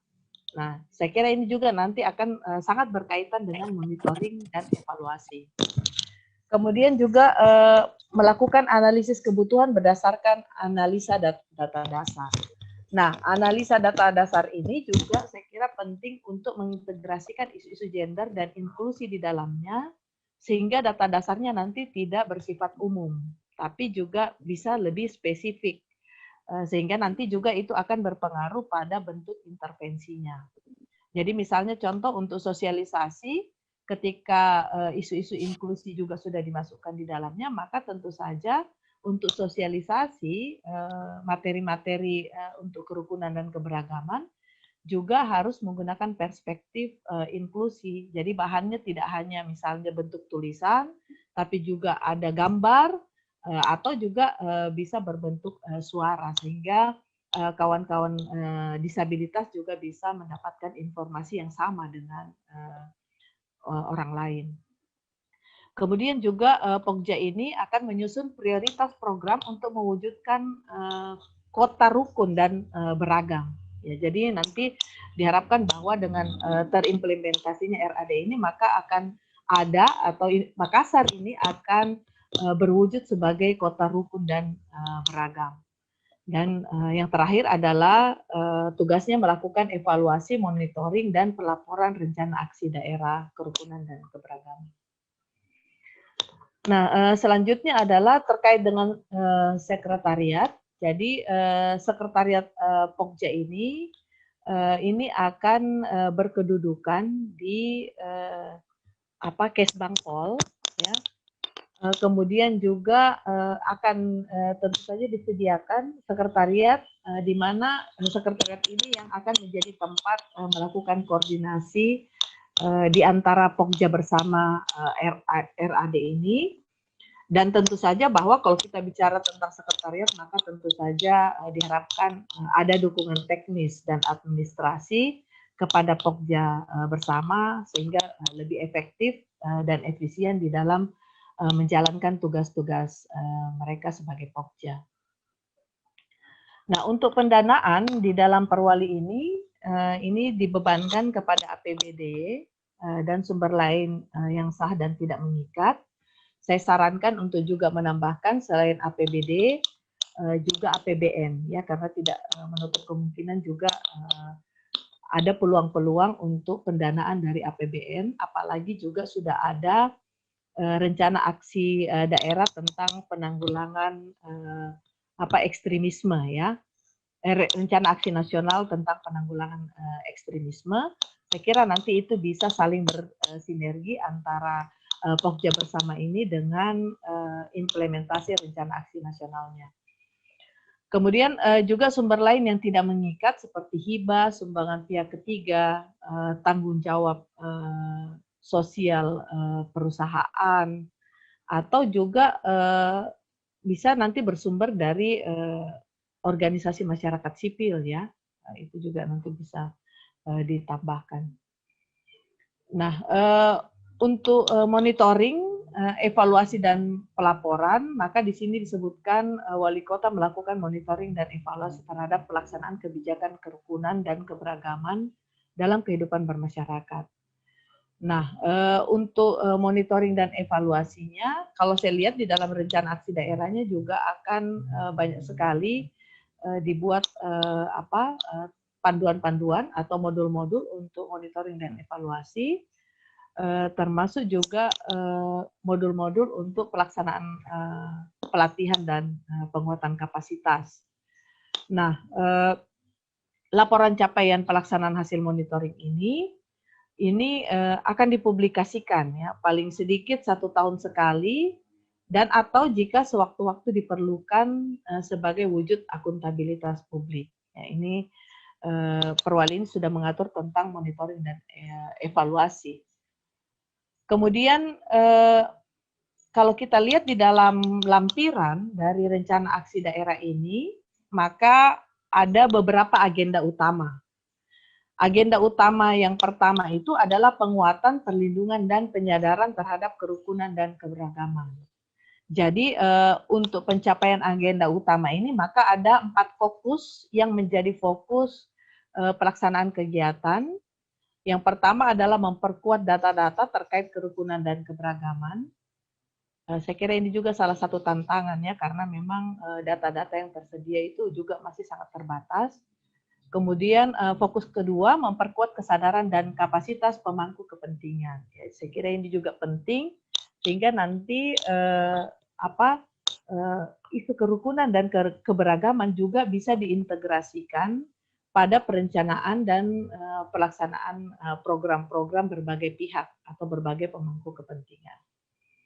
Kemudian fokus ketiga, meningkatkan efektivitas kampanye, ya, ini melalui media-media. Kemudian fokus keempat, menciptakan ruang perjumpaan. Ya. Jadi bagaimana juga ruang interaksi itu dibuka agar berbagai pihak dengan berbagai keberagaman bisa saling berinteraksi dan diharapkan bisa muncul keselarasan dan keharmonisan di antara para pihak tersebut. Kemudian agenda utama yang kedua adalah penguatan legislasi daerah dan respon pemerintah daerah. Nah, untuk agenda utama ini ada 2 fokus. Fokus pertama adalah penyelarasan peraturan-peraturan nasional dan daerah terkait kerukunan keberagaman. Saya kira ini juga penting untuk meneliti kebijakan-kebijakan nasionalnya seperti apa dan kebijakan-kebijakan daerah seperti apa, karena sudah banyak juga kebijakan daerah yang bersifat diskriminatif.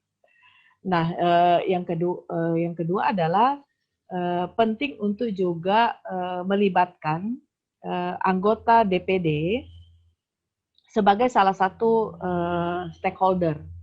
Mengapa? Karena sebenarnya kalau kita lihat dari tupoksi anggota DPD, salah satu yang kemudian menjadi mandat utama yang terbaru berdasarkan MD3 adalah peran anggota DPD untuk memantau kebijakan-kebijakan yang diskriminatif, di mana ini nanti bisa menjadi agenda mereka di nasional untuk berkoordinasi dengan Kementerian Dalam Negeri agar kebijakan-kebijakan diskriminatif ini bisa dibatalkan.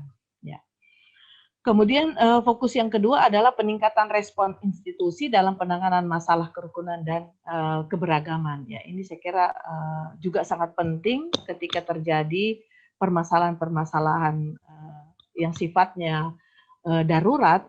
Ini bagaimana respon institusi dalam penanganan masalah tersebut. Kemudian agenda utama yang ketiga adalah penguatan kelembagaan dan kemitraan. Di sini kalau dilihat di dalam rencana aksi daerah ini ada dua fokus yang ditentukan. Fokus pertama adalah penguatan kapasitas dan kerjasama antara pemerintah Kota Makassar dan masyarakat sipil.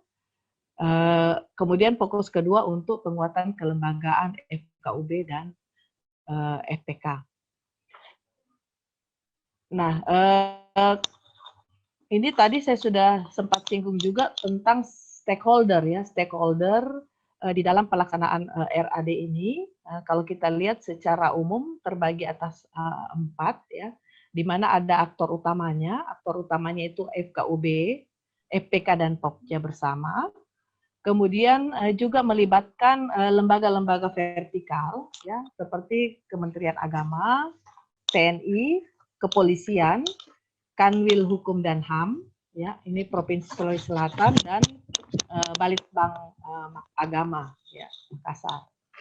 Nah, kemudian untuk Kesbangpol, untuk pemerintah Kota Makassar ada Kesbangpol sebagai leading sektor dan Bapelitbangda tentu saja ini untuk pengintegrasian kegiatan dalam SKPD terkait.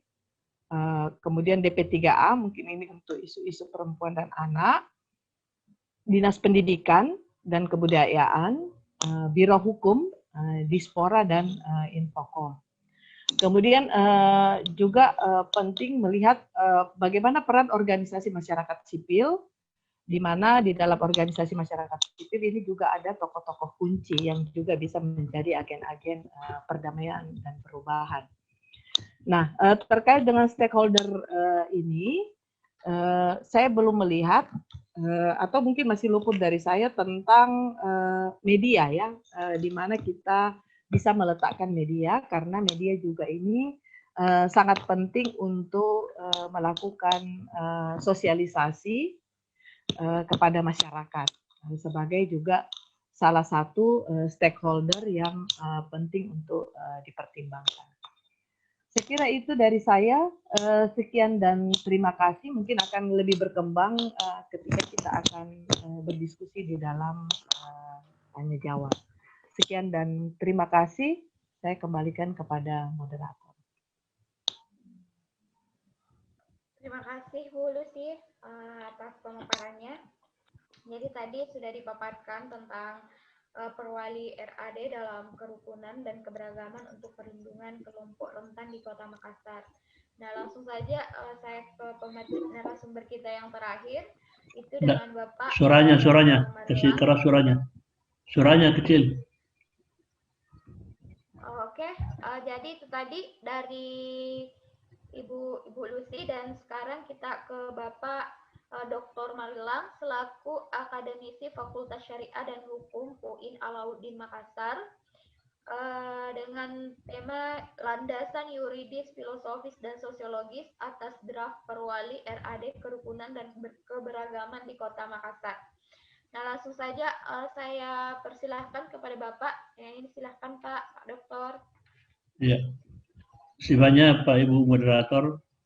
Bismillahirrahmanirrahim. Assalamualaikum warahmatullahi wabarakatuh.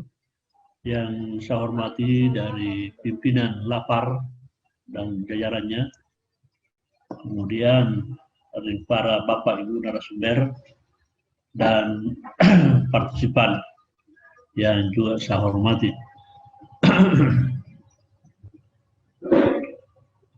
Jadi ini bisa saya yang kendalikan ini bisa. Ya.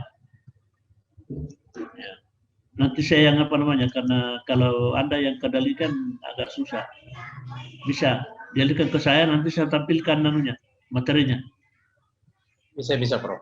Ya, dialihkan ke saya dulu. Karena saya tidak bisa kalau orang lain kendalikan materi saya dan saya yang jelaskan.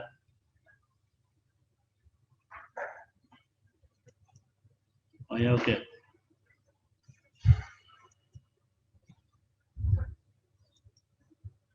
Ini.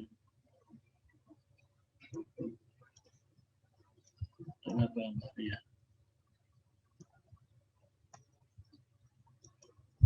Nah, ini saya perjelas saya punya identitas supaya karena tadi secara umum disampaikan. Nama saya Dr. Marilyn Saibung, ya sudah benar sebutan dari moderator. Tempat lahir di Pindrang 31 Desember 1962. Jadi sudah 50 tahun menjelang 60. Pendidikan SD, SLTP, SLTA di Pindrang. S1, S2, S3 itu di ilmu hukum UNAS. Jadi saya ini produk lokal, bukan produk luar negeri. Kemudian pekerjaan, dosen tetap prodi ilmu hukum, Fakultas Syariah dan Hukum, dan dosen S2, S3, UIN Alauddin. Kemudian pekerjaan lain, Direktur Lembaga Advokasi dan Penelitian Hukum Indonesia, sekretariatnya di rumah saya sendiri, kemudian, dan ini saya gunakan, lembaga ini saya gunakan untuk membuat naskah akademik Perda. Saya tidak gunakan untuk di lembaga litigasi, tetapi di membantu pemerintah atau DPRD itu khusus untuk naskah akademiknya.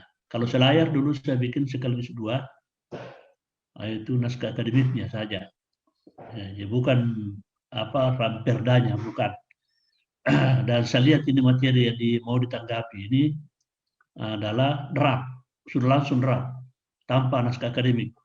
Jadi ini saya sampaikan sebelumnya, karena ini materi, subtema yang dikasih kepada saya seakan-akan untuk mengemukakan naskah akademik, ya, naskah akademik dari Perwali. Padahal ini sudah ada Perwali. Wah, ini kan luar biasa ini. Ya, mohon maaf ya, yang saya sudah banyak bikin naskah akademik, tapi perdanya. Bukan peraturan bupatinya, wali kotanya, tetapi perdanya, peraturan daerahnya. Naskah akademiknya, itu pun naskah akademiknya. Saya tidak masuk di draftnya, ya, draft perdanya. Karena nanti di DPRD, kalau inisiatif DPRD yang bikin draftnya, atau di SKPD yang bikin draftnya, kalau inisiatif eksekutif. Nah, itu Pak. Jadi kami ini dari tim ahli itu hanya naskah akademiknya saja. Di hasil penelitiannya saya yang kami tangani. Kemudian ketua lembaga konsultasi dan bantuan hukum itu pengurus wilayah NU itu Selatan. Dan saya juga wakil ketua LBH MUI Sulsel. Ya, masih ada lagi saya juga LBH-nya Darul Dakwah wal Irsyad. Ini. Jadi saya penasihat hukum di beberapa ormas yang di organisasi keagamaan. Alamat saya BTN Papua Permai, Blok C2 nomor 9. Ini nomor HP dan WA saya.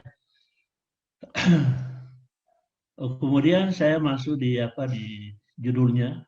Ini tema sentralnya ini kedudukan peraturan wali kota, perwali, rencana aksi daerah, kerukunan dan keberagaman sebagai produk hukum dalam pemajuan toleransi di kota. Kemudian ini landasan juridis, filosofis dan sosiologis ini sebenarnya meminta naskah akademik. Tapi bagaimana membuat naskah akademiknya kalau draftnya sudah jadi?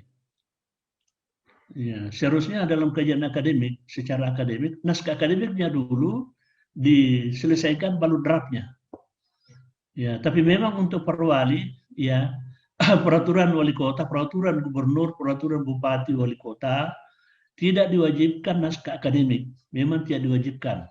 yang diwajibkan itu dalam hierarki perundangan yang paling minimal itu yang diwajibkan adalah perda, kota, dan bupati. Itu. Kalau perda itu wajib naskah akademik. Kalau perwali tidak. Mengapa tidak wajib naskah akademik? Ya, naskah akademik kalau peraturan bupati, peraturan wali kota, peraturan gubernur itu karena sudah ada perdanya. Perwali itu tinggal menjabarkan, ya, memperjelas apa yang belum jelas dalam perdanya. Ya, sekalipun demikian, itu perangkat-perangkat daerah, ya misalnya kalau ini karena berkaitan langsung dengan Kesbampol ini, seharusnya dari situ staf ahlinya itu merancang itu draft, misalnya. Tapi tidak menutup kemungkinan dari luar, ya. Tapi harus kerjasama dengan, misalnya kalau asalnya dari eksekutif harus kerjasama dengan perangkat daerah, atau misalnya kalau kerjasama dengan DPRD yang harus kerjasama dengan situ. Nah, oleh karena ini seakan-akan naskah akademik, seakan-akan disodorkan kepada saya, ya mau maaf ya dari lapar, ya ini kajian akademiknya seperti itulah. Orang akademik itu jujur Pak, jujur bicara, apa yang diketahui itu disampaikan. Ya, tergantung nanti apakah tanggapan orang salah pendapat ahli itu atau tidak. Ya, saya tidak tahu. Ya, karena seakan-akan judul ilmu bintang naskah akademik dari saya untuk perwali, draft perwali itu saya katakan terbalik. Ya, kalau naskah akademik harus naskah akademik selesai dulu, baru draftnya, draft rancangannya. Ya, tidak boleh draft rancangannya dulu, baru naskah akademiknya.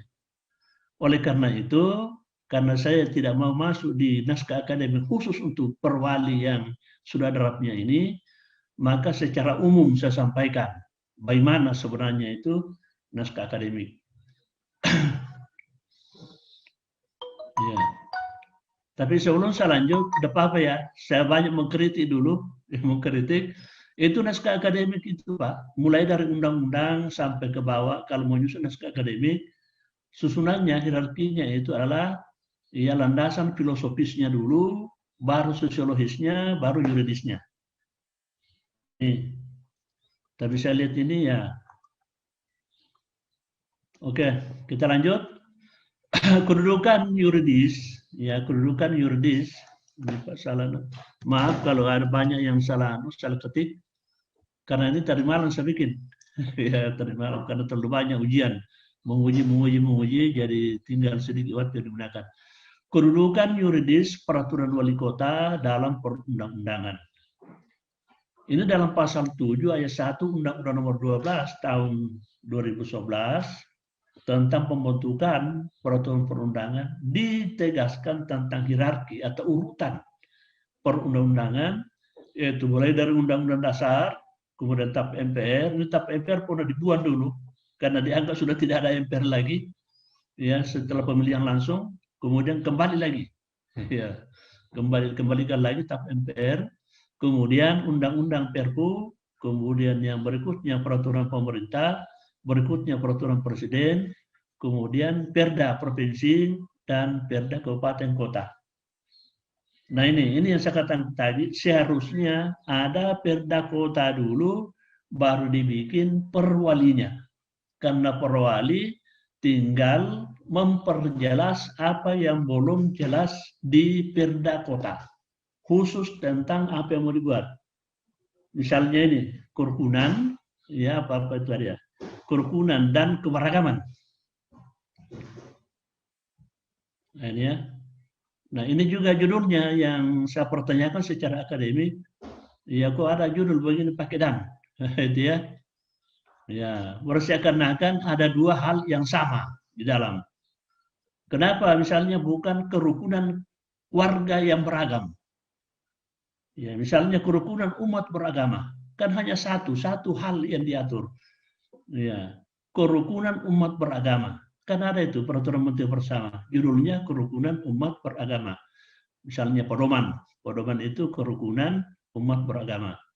Di sini di kota ini kan warganya metropolis, ya beragam. Oleh karena itu kenapa bukan kerukunan warga yang beragam atau kerukunan warga metropolis atau metropolitan misalnya, supaya judulnya satu, ya menyatu. Tapi ya tidak apa-apa, nanti ya itu hanya pikiran-pikiran saya nanti ini, karena ini seperti apa dari bidang hukum tadi, kabak hukum sudah menjelaskan bahwa apa namanya ini prosesnya ini sudah lama, sudah lama sekali. Nah, penetapan secara hierarki ini didasarkan pada ajaran positivisme hukum. Ya, jadi ini positivisme hukum itu berlawanan dengan ajaran-ajaran sosial hukum, itu berbeda. Ya, tapi ini dua aliran digunakan kedua-duanya kalau membuat perda. Kenapa kedua-duanya? Karena kalau positivisme hukum itu kajiannya hanya perundang-undangan saja dengan buku-buku, literatur. Kalau sosial hukum itu pengkajian di lapangan. Nah itu nanti di naskah akademiknya kan ada apa landasan sosiologis. Landasan sosiologis itu kan pasti kajian lapangan. Jadi gabung dua teori. Ini hierarki ini adalah ajaran positivisme hukum dari Hans Kelsen. Ya, Hans Kelsen itu orang-orang Hongaria. Ya, orang Hongaria, dan ini orang yang pertama mendirikan mahkamah konstitusi di seluruh dunia. Jadi orang Hongaria dicontoh oleh orang Amerika. Coba bayangkan itu. Ya, termasuk Indonesia. Ya, copy paste dari pikirannya Hans Kelsen, orang Hongaria. Yang terkait dengan teori Stufenbau teori, penjenjangan atau hierarki kaidah-kaidah norma hukum. Ada jenjangnya. Jenjangnya itu Undang-Undang Dasar, ini seperti yang saya sebutkan, 1-7. Bahkan di atas Undang-Undang Dasar ini ada lagi landasan cita hukum, ide hukum, yang diistilahkan oleh apa namanya Hans Kelsen sebagai Grundnorm. Kalau untuk konteks kita di Indonesia adalah Pancasila, yang abstraksinya sangat tinggi sekali. Ya, tidak bisa konkret. Tidak bisa kita tangkap paham secara konkret. Makanya Pancasila itu sangat luas sekali. Karena dia abstrak. Ini kalau teori Stufenbau. Atau ada juga ya dalam teori hukum murni. Ya. Ini kalau khusus untuk hierarkinya namanya teorinya yang diciptakan Hans Kelsen itu Stufenbau. Tapi ada teori-teori hukum murni. Karena dia mengatakan hukum hanya ada yang berada dalam peraturan perundangan yang tertulis. Di luar itu tidak ada hukum. Dan hukum yang tertulis tidak boleh dipengaruhi oleh norma agama dan norma-norma lain. Apa yang sudah disepakati dalam undang-undang itu saja yang dilaksanakan. Tak usah pertimbangkan politik, pertimbangkan kemanusiaan. Ya, jadi dia tekstual. Tapi tak usah kita terlalu banyak ke sana. Berikutnya, ini kalau kita lihat, ya di pasal 8 ayat 1 Undang-Undang Nomor 12 Tahun 2011 menetapkan bahwa jenis perundang-undangan lain selain yang disebutkan pada pasal 7 ayat 1, ini yang 7 ini, selain ini yang 7 ini, ya, ini ada peraturan yang ditetapkan oleh MPR, peraturan yang ditetapkan oleh DPR, DPD, Mahkamah Agung, Mahkamah Konstitusi, BPK, Komisi Yudisial, Bank Indonesia, Menteri, para lembaga atau komisi yang setingkat yang dibentuk dengan undang-undang. Ya, ini masuk yang komisi yudisial, komisi kepolisian dan banyak ya apa Dewas, Dewan Pengawas KPK dan sebagainya. Ya. Atau pemerintah atas perintah undang-undang. Ya.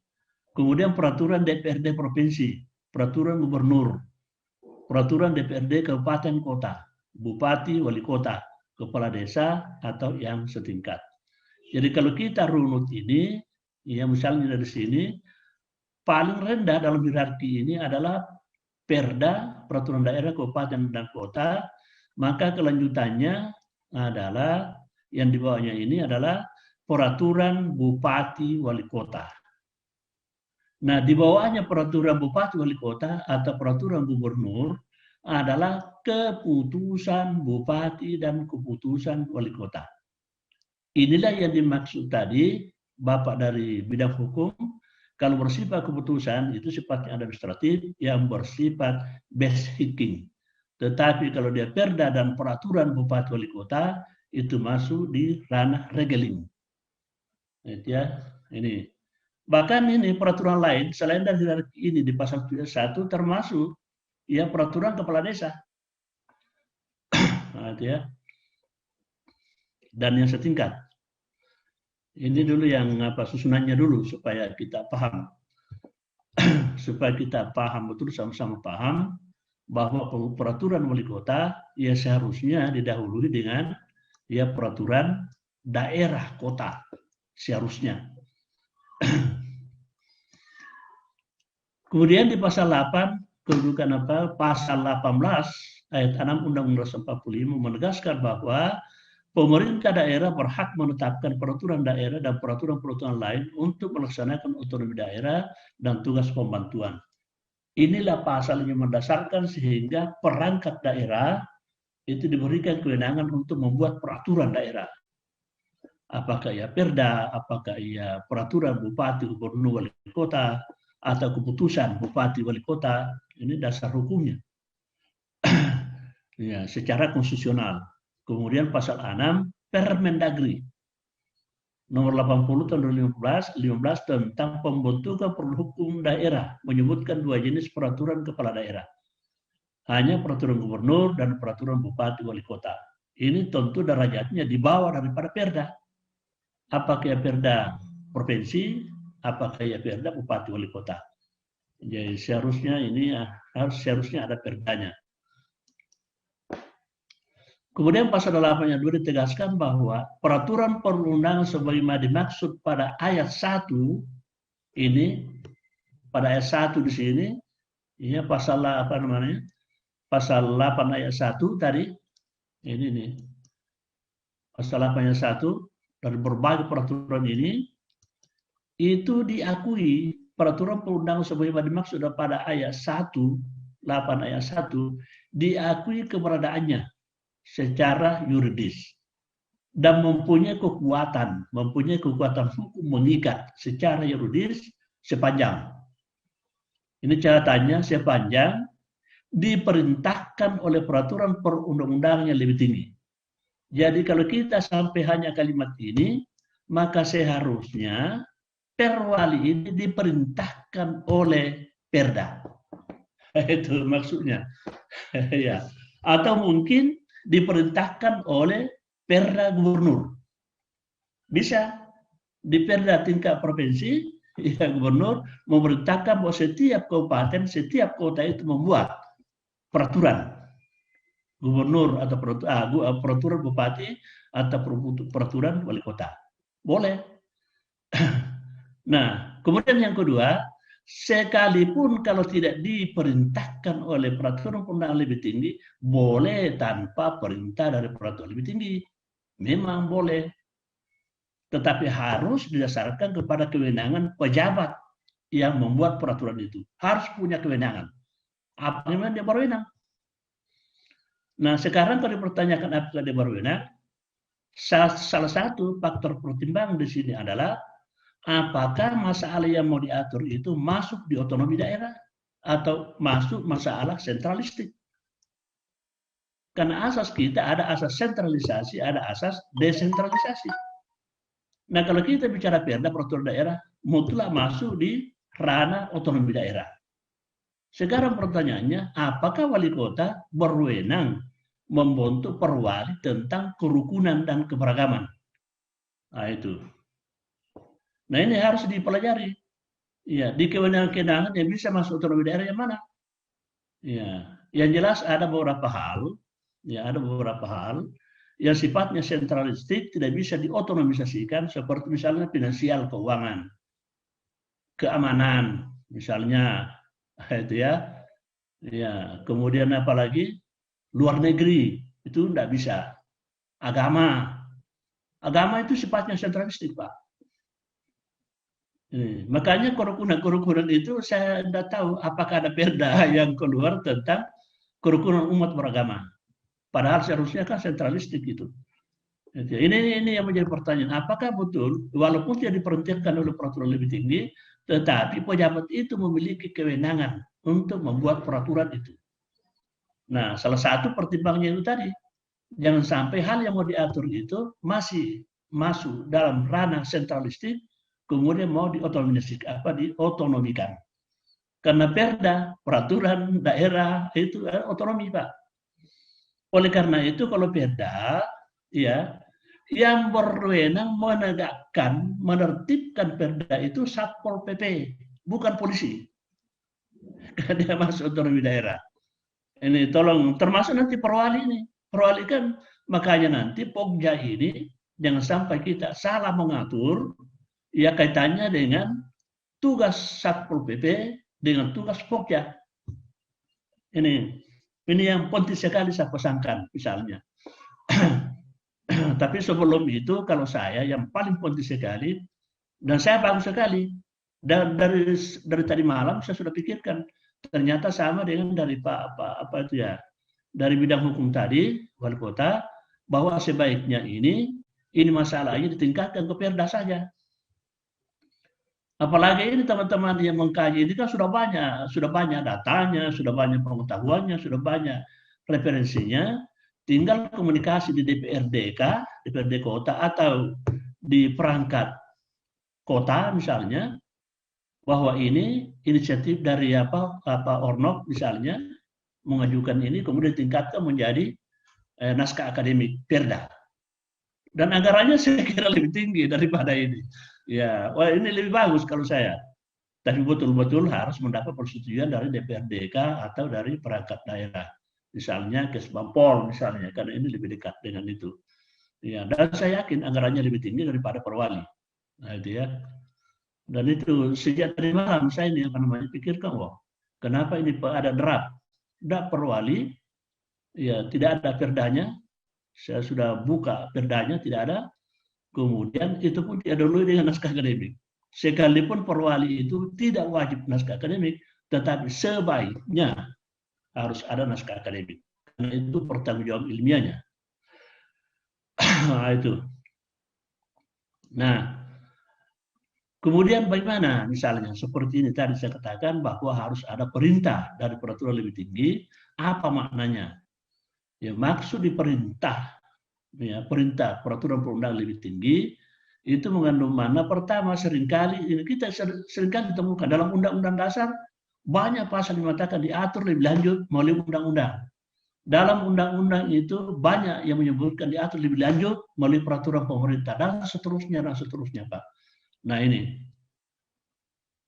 kenapa disebutkan seperti itu? Karena memang dalam pasal itu belum jelas, perlu penjabaran, ya, perlu pengertian, ya, penjabaran penafsiran penjabaran yang lebih jelas lagi. Karena di pasal itu secara umum diatur, belum jelas. Makanya dibutuhkan peraturan yang lebih rendah untuk memperjelas. Karena fungsi peraturan lebih rendah itu hanya satu. Fungsinya itu hanya menjabarkan peraturan lebih tinggi. Hanya satu fungsinya. Makanya peraturan lebih rendah itu tidak boleh menciptakan norma hukum baru melebihi dari norma hukum dalam undang-undang. Oh, tidak boleh. Tidak boleh, Pak. Ya. Karena dia hanya berfungsi menjabarkan. Itu. Kecuali undang-undang. Ya.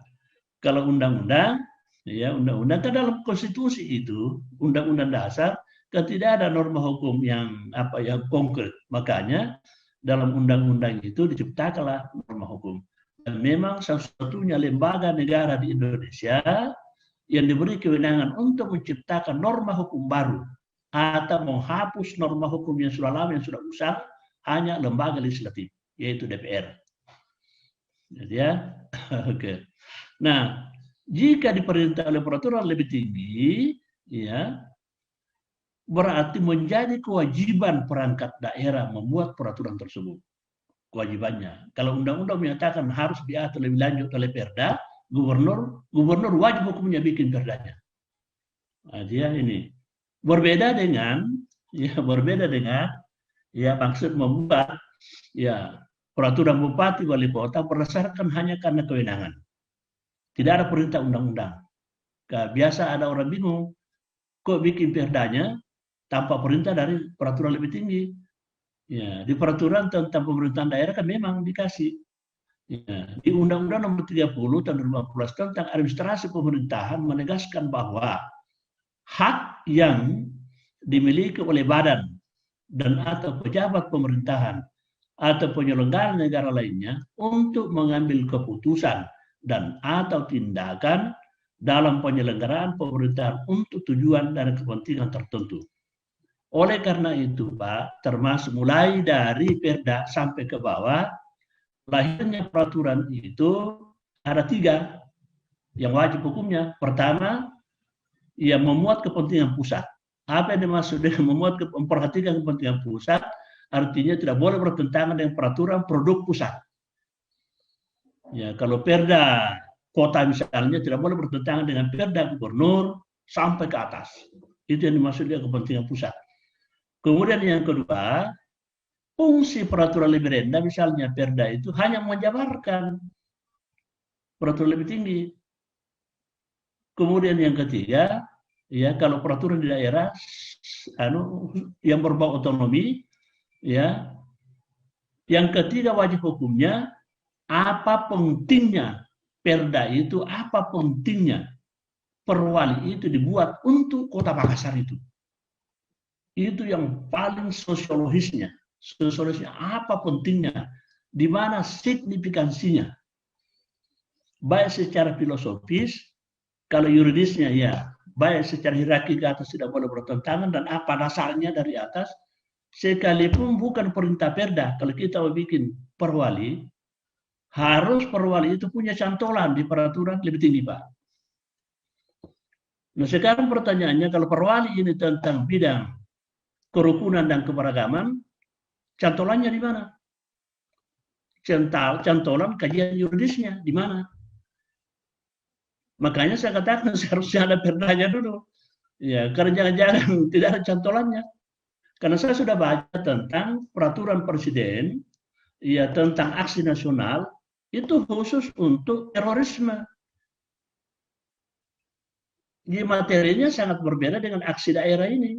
Materinya sangat daerah, tidak linear, tidak connect. Ya, ini draftnya teman-teman dari 8 itu tentang kerukunan dan keberagaman. Sekalipun mungkin dalam materi muatannya pasal-pasalnya ada salah satu pasal normanya mengatur tentang radikalisme, kekerasan, terorisme. Tetapi ruang lingkup materinya tidak connect dengan peraturan presiden tentang penanggulangan terorisme. Karena dia spesifik terorisme, Pak. Jadi tidak bisa dicantolkan di situ. Ini kalau kajian yuridisnya. Nah, sekarang pertanyaan beratnya kepada teman-teman di lapar yang sudah bekerja berat ini perwali itu cantolkan di mana?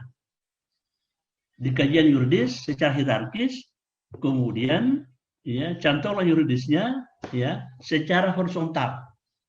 Ya, perwali-perwali yang lain, ya perwali-perwali yang lain yang sederajat dengan perwali yang mau dibuat, di mana hubungannya? Di mana kaitannya? ini yang penting, Pak. Yang artinya yang saya tahu, yang saya sampaikan ini ya. Dan ini sudah beberapa naskah akademik Perda yang saya bikin.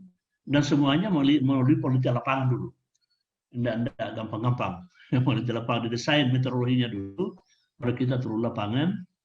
Ya setelah mengkaji filosofinya, kemudian yuridisnya. Yuridis secara hierarkisnya dan yuridis secara horizontalnya. Jangan sampai ada tempat ini secara horizontal. Gitu ya. Ini kemudian ya ini dasar kewenangan tadi ini. Undang-Undang Nomor 23 Tahun 2014 tentang pemerintahan daerah sebagaimana telah diubah yang terakhir ini Undang-Undang Nomor 9 Tahun 2015 tentang perubahan kedua atas Undang-Undang Nomor 23 ini tentang pemerintahan daerah yang mengatur tentang pembagian urusan pemerintahan pusat, provinsi, daerah. Ini pembagian tugas ini salah satu di dalamnya karena pembagian ini Pak ada 2. Ada tugas gubernur, tugas wali kota yang merupakan sebenarnya tugas pemerintah pusat. Tapi dia yang laksanakan. Ada juga yang semata-mata karena otonomi daerah. Nah, ini harus diperhatikan betul ini. Ya, kapan dia mau bertindak untuk sebagai tugas pembantu melaksanakan tugas pusat dan kapan dia harus bertindak secara kepala daerah otonom. Nah, ini yang jelas kalau menggunakan Perda dan ke bawah ini susunannya ke bawah karena ada Perda, ada peraturan daerah, kemudian ada keputusan bupati wali kota, kemudian mungkin di bawahnya lagi ada surat edaran atau mungkin ada memorandum itu ya, itu dalam hal otonomi daerah. Kalau edaran dengan memorandum, ya bisa dia hanya lanjutkan perintah dari pusat. Misalnya protokol kesehatan, itu kan instruksi dari pusat. Kemudian ditindaklanjuti oleh gubernur mengeluarkan apa memorandum kah atau edaran kah atau apa. Itu beda. Jadi hanya pelaksana tugas pembantuan. Kemudian berbekal kewenangan daerah, ini kewenangan daerah. Berbekal kewenangan daerah ini karena sudah dibagi tadi pusat, provinsi, daerah, menjadi modal dasar bagi pemerintah daerah menetapkan peraturan, termasuk peraturan wali kota. Nah, itu Pak ya. Catatan pentingnya, ya kalau mau dikasih catatan penting, ya pembentukan peraturan gubernur, bupati, wali kota harus didasarkan pada perintah perundang-undangan lebih tinggi. Salah satunya adalah Perda. Ini saya tidak tahu, ya saya tidak tahu apa sudah Perdanya. Dan saya sependapat sekali dengan apa namanya, ya kebetulan sama saja Pak, karena udah terima waktu saya konsep ini, saya buka-buka internet, kayaknya sih tidak ada Perda tentang ini.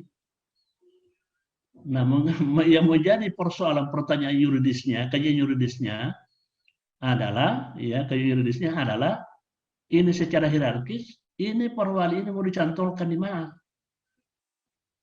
Ya, padahal perwali itu hanya penjabaran dari peraturan yang sudah ada yang lebih tinggi.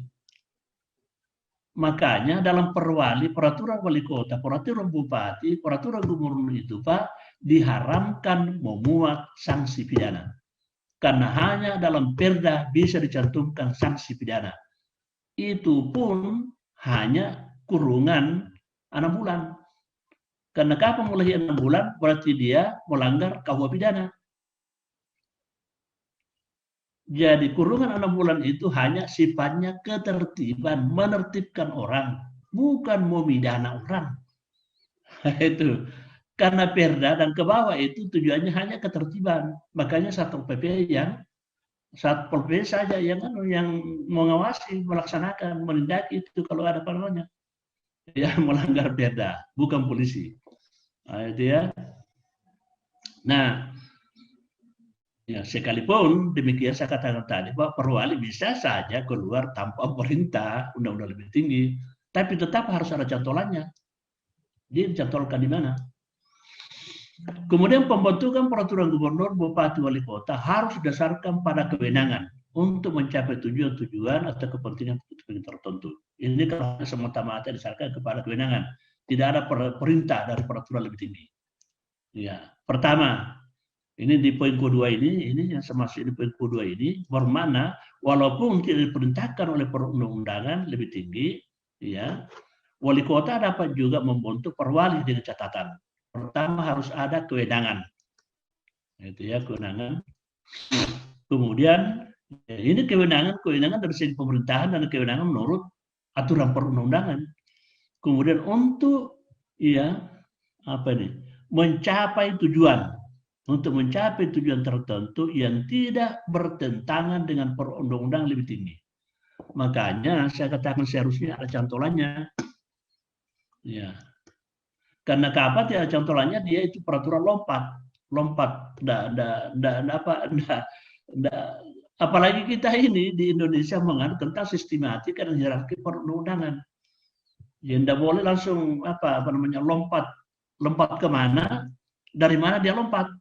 Itu yang sama, itu harus ada cantolannya. Ya, ada dasar yuridisnya sehingga kita bikin seperti ini. Apa dasar hukumnya? Apa dasar yuridisnya? Ya kalau dasar sosiologisnya oke saja. Ya, dasar sosiologisnya karena kita beragam, kita metropolis di Kota Makassar itu ya potensial. Ya, karena kalau kita beragam itu kan ada perbedaan. Dan kalau berbeda itu ya tidak sepaham dalam segala hal, maka potensial terjadi gesekan-gesekan. Nah, kalau terjadi gesekan-gesekan, aturan hukum apa yang digunakan untuk menangani dan menyelesaikan? Itu sosiologisnya, tidak terlalu susah kalau itu. Tapi secara yuridisnya mana? Itu cantolannya di mana? Nah, itu ini haram hukumnya Pak, secara akademik haram hukumnya langgar ketiga-tiganya itu. Tidak boleh ada yang dilanggar ini. Filosofinya kemudian sosiologisnya dan yuridisnya. Nah, itu. Dan itu pun misalnya kalau kita bikin draft pasal-pasal seperti ini saya mohon maaf ya karena saya itu biasa bahasanya agak kasar, diharamkan ada bab, ada pasal, ada ayat dalam pasal itu terbentuk tanpa cantolan dalam naskah akademik. Jangan coba-coba. Itu. Karena naskah akademik merupakan bagian satu kesatuan dengan draft. Ya, jangan coba-coba bikin draft, bab, pasal, ayat, ya. Kalau tidak ada tidak ada cantolannya di naskah akademik, jangan coba-coba. Ya, itu Pak. Jadi harus ada kewenangannya. Kemudian yang kedua untuk mencapai tujuan tertentu yang tidak bertentangan dengan perundangan lebih tinggi. Kemudian yang seterusnya untuk menjabarkan secara jelas perundangan yang lebih tinggi. Itu hanya fungsinya untuk menjabarkan.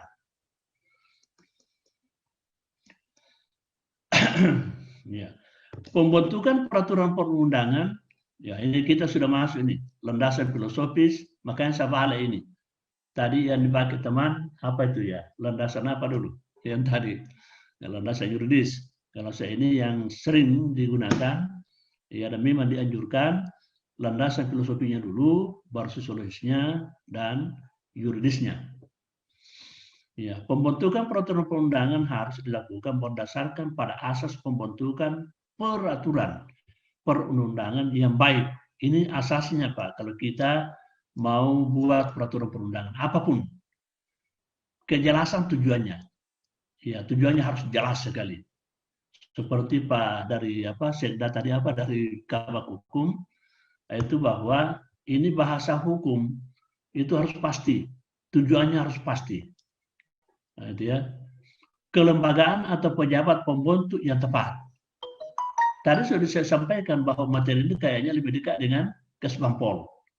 Ya, seandainya dia inisiatif eksekutif, itu pasti digarap dari Kesbangpol ini. Kemudian yang ketiga, kesesuaian antara jenis. Ini kesesuaian antara jenis peraturan yang sejenis, hierarkinya, dan materi muatannya. Coba, ini. Kemudian yang keempat, dapat dilaksanakan. Nah, misalnya secara hierarki, kesesuaian hierarki, kalau tidak cantolannya di atas, bagaimana kita masukkan bahwa ini sesuai dengan hierarkinya? Kalau tidak ada cantolannya di atas. Dapat dilaksanakan. Jadi jangan bikin peraturan yang memang tidak bisa dilaksanakan, Pak. Ya. Kalau melanggar daripada efektivitasnya tidak bisa efektif dilaksanakan, tak usah bikin. Karena ada gunanya. Banyak peraturan yang keluar, misalnya saya kasih contoh, salah satu contoh di bidang agraria, ada peraturan Menteri Badan Pertanahan dulu, agraria, Menteri Agraria keluar bahwa orang di kecamatan A tidak boleh memiliki tanah di kecamatan B misalnya. Tidak pernah jalan Pak, karena memang peraturan ini tidak ada gunanya. Itu ya. Contoh lain lagi, misalnya dalam hukum acara. Pernah dalam hukum acara perundang-undangan menyatakan bahwa ada asas pemilihan. Ya, misalnya perkara warisan, kalau sepakat untuk dibagi berdasarkan hukum adat, maka perkaranya diajukan di pengadilan negeri. Kalau mereka sepakat untuk warisannya dibagi 1/2, maka diajukan ke pengadilan agama. Ya, ada asas pemilihan namanya. Makanya setelah lahir aturan itu saya katakan ini aturan tidak ada gunanya. Ya. Dan memang tidak pernah terlaksana. Kenapa tidak bisa terlaksana? Karena kalau sepakat 1/2, tak usah ke pengadilan, atur saja di rumahmu. Ya, kan begitu. Buat apa membuang biaya ke pengadilan kalau sudah sepakat 1/2 atau sepakat 1/1? Buat apa ke pengadilan? Itu saya katakan ini seperti ini temuan-temuan. Kalau asas itu Pak, asas temuan kajian filosofis. Nah ternyata kajian filosofis ini salah total. Ya makanya hati-hati memberikan argumen tentang kajian filosofis suatu peraturan yang mau dilahirkan. Ya, karena asas itu pasti hasil kajian filsafat hukum. Ya, itu ya. Apalagi ya dapat dilaksanakan, kemudian kedayagunaan dan kehasilgunaan. Ini istilah lainnya efektivitas dan efisiensi, efektivitas. kemudian kejelasan rumusan seperti Ibu tadi dan dari kabak hukum itu, ya banyak rumusannya yang masih perlu diluruskan misalnya. Kalau ini draft ini dilanjutkan misalnya. Ya, kemudian yang ketujuh, keterbukaan. Dan ini kejelasan rumusan itu berkaitan dengan kejelasan tujuan. Jangan sampai rumusannya itu melenceng dari tujuannya karena multi interpretasi yang tidak pasti. Nah, ini. Salah satu asas tersebut di antara tadi ini, 7 asas, ya. Di atas adalah pembentukan perundangan harus memperhitungkan efektivitas peraturan perundangan dalam masyarakat. Apakah kalau sudah dibuat betul-betul bisa efektif atau tidak? Baik secara filosofis, sosiologis, maupun secara yuridis. Nah, ini. Landasan filosofinya artinya, ini secara umum Pak, ini landasan filosofi, bukan landasan filosofi draft ini, bukan. Ya, seandainya ini adalah landasan filosofi dari naskah akademik, bukan landasan filosofi dari draft yang ada dipaparkan itu, bahkan dikirim kepada saya. Merupakan pertimbangan atau alasan yang menggambarkan bahwa peraturan yang dibentuk mempertimbangkan pandangan hidup. Ini pandangan hidup, kesadaran, dan cita hukum yang meliputi suasana kebatinan serta falsafah bangsa Indonesia yang bersumber dari Pancasila dan pembukaan Undang-Undang Dasar 1945. Jadi ketika kita menyusun dasar-dasar filosofinya, ya, landasan rumusan filosofinya itu harus mengacu kepada cita-cita hukum yang tercantum dalam Pancasila dan pembukaan. Bukan batang tubuh, kepada pembukaan Undang-Undang Dasar. Konsiderans Undang-Undang Dasar.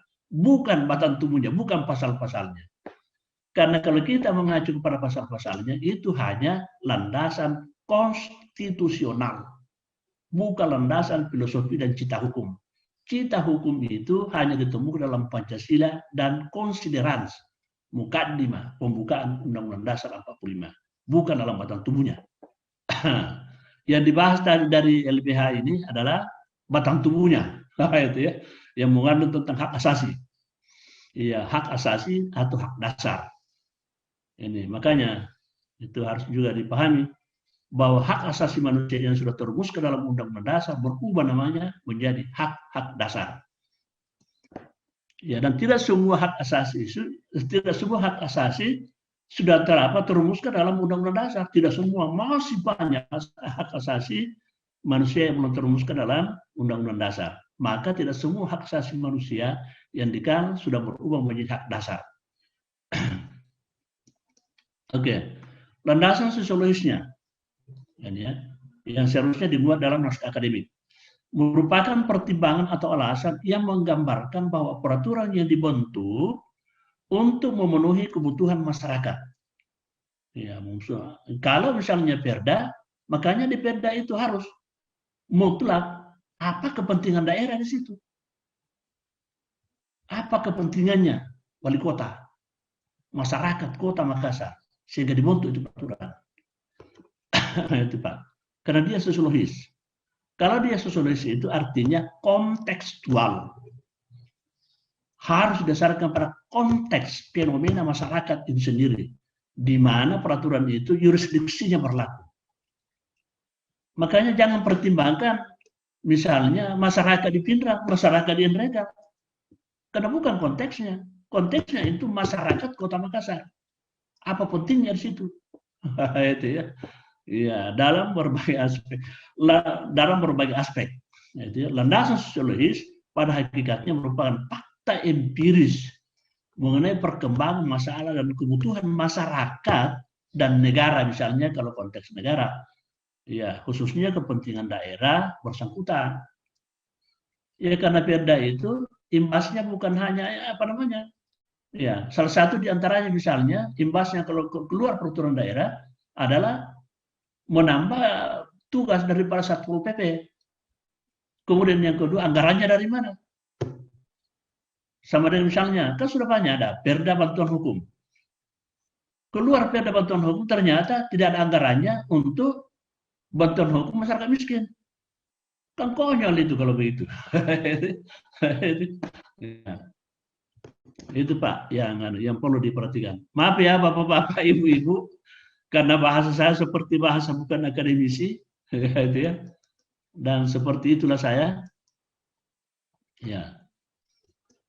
Kemudian landasan yuridisnya merupakan pertimbangan atau alasan yang menggambarkan bahwa peraturan yang dibentuk untuk mengatasi permasalahan hukum atau mengisi kekosongan dengan mempertimbangkan aturan yang telah ada. Ini perwali ini kemungkinan karena belum ada aturan khusus mengatur tentang kerukunan dan keberagaman, maksudnya mungkin Bapak mengisi kekosongan, tapi pertimbangan hukum yang lainnya bagaimana? Di mana cantolannya? Ya, mempertimbangkan aturan yang telah ada. Ya. Karena ini kita terlanjur di Indonesia ini menganut ajarannya Hans Kelsen, hierarki perundang-undangan. Ya kok masa ada orang sampai di atas tangga terakhir tidak melalui tangga pertama dulu. Ini yang harus diperhatikan kalau kita masuk di bahasa apa namanya. Sekalipun misalnya ya tidak ada peraturan misalnya perda yang khusus untuk itu, tapi mungkin ada peraturan di atasnya yang bisa diambil sebagai cantolan. Ya, kalau memang betul-betul belum ada perdanya. Ya. Tapi saya tidak tahu selama ini apakah sudah ada peraturan yang mengatur tentang kerukunan dan keberagaman. Yang ada itu adalah kerukunan umat beragama. Itu yang ada. Itu pun sebatas apa namanya, saya baca ini dan dikutip juga di draft ini tentang apa keputusan apa peraturan menteri bersama. Jadi itu. Ya, apa namanya, mengisi kekosongan dengan mempertimbangkan aturan yang telah ada. Nah, saya kasih contoh, Pak. Contoh. Surat edaran Mahkamah Agung itu untuk mengisi kekosongan hukum acara. Itu salah satu fungsinya, termasuk jurisprudensi. Karena belum ada undang-undangnya melahirkan jurisprudensi atau surat edaran. Nah, surat edaran itu tidak boleh bertentangan dengan peraturan perundangan. Nah, kita kasih contoh memang aneh-aneh di Indonesia ini, aneh-aneh. Ya. Ketika terjadi polemik antara peninjauan kembali, ditinjau kembali, ya, karena tidak ada aturan jelas dalam KUHP, keluarlah surat edaran untuk mengatasi itu. Coba bayangkan surat edaran yang digunakan. Luar biasa kan? Surat edaran. Ya, jauh lebih rendah daripada peraturan Mahkamah Agung untuk menyelesaikan apa kekosongan yang terjadi di KUHP. Ya kan, luar biasa. Itulah keanehan kita ini di Indonesia. Oke, tapi ya tinggalkan itu, kita fokus di sini. Makanya saya katakan bahwa wajib hukumnya seharusnya setiap peraturan yang terbit harus ada kajian akademik, naskah akademiknya, supaya jangan lahir aturan yang melanggar prinsip-prinsip ilmiah. Apalagi beberapa persoalan menyangkut yuridisnya ini antara lain peraturan sudah ketinggalan. Ini ada peraturan yang sudah mengatur tentang itu tapi sudah ketinggalan. Ya ganti lagi. Oke. Peraturan tidak harmonis atau tumpang tindih. Bikinkan peraturan baru supaya antara peraturan dan tumpang tindih itu terhapus. Kemudian ketiga, jenis peraturan yang lebih rendah dari undang-undang hingga daya berlakunya lemah. Ya, ada aturannya tapi lemah. Ya, daya berlakunya diganti saja. Kemudian yang keempat, peraturannya sudah ada tapi tidak memadai. Ini perlu penjelasan, perlu penjabaran dengan peraturan lebih lanjut. Kemudian kelima, peraturannya memang sama sekalipun belum ada. Apa nih? Peraturannya memang sama, ya, belum ada. Ini maksudnya peraturannya memang belum ada, ya dibikin. Seperti perwali ini, ya memang sepanjang ya mungkin teman-teman dari LAPAR lebih tahu karena sudah lama menggagas ini, tahu apakah sudah ada peraturan yang tentang itu atau apa ya. Tapi yang jelas saya buka Google, ya jelas saya belum temukan itu, ya perdanya. Saya tidak tahu Mungkin kealpaan saya, mungkin sudah ada. Tapi kalau kita baca di draft ini, memang tidak ada perda yang dikutip di sini. Ya, tidak ada. Kemudian dalam penyusunan naskah akademik, suatu peraturan yang akan dibentuk, landasannya harus disusun secara berurutan, mulai dari landasan filosofi, sosiologis, dan yuridisnya. Ya, saya kira itu demikian yang saya dapat sampaikan. Mohon maaf atas segala kekurangan, ya, utamanya bahasa saya yang seperti itu. Ya, wallahu muwaffiq ila aqwamit thoriq. Wassalamualaikum warahmatullahi wabarakatuh. Ya, terima kasih Pak atas pemaparannya tadi tentang bagaimana landasan yuridis, filosofis, dan sosiologis atas draft Perwali RAD Kerukunan dan Keberagaman di Kota Makassar. Terima kasih Pak Dr. Marilang. Karena waktu kita juga terbatas, langsung saja kita masuk pada sesi diskusinya. Jadi untuk pertama kita buka untuk 3 orang penanya. Barangkali ada yang ingin disampaikan atau ditanyakan, silahkan Bapak-bapak dan Ibu-ibu aktifkan mikrofonnya.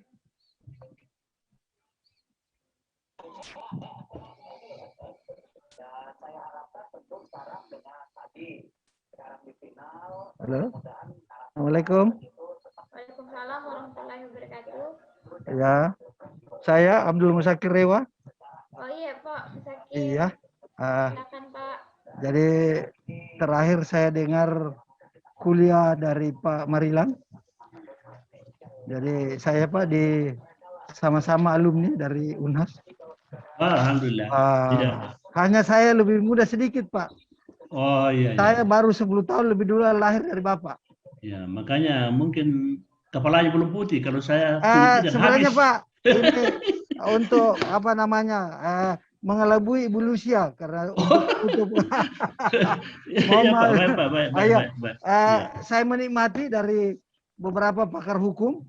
Kebetulan mungkin Pak Marilang, saya hampir tiap subuh Pak berdialog dengan pakar hukum. Mungkin temannya Bapak atau seniornya seperti Pak Soekarno Burera. Ada beberapa pakar hukum tetangga saya, ya, luar biasa. Guru saya itu, guru saya. Oh iya ya Pak, oke Pak.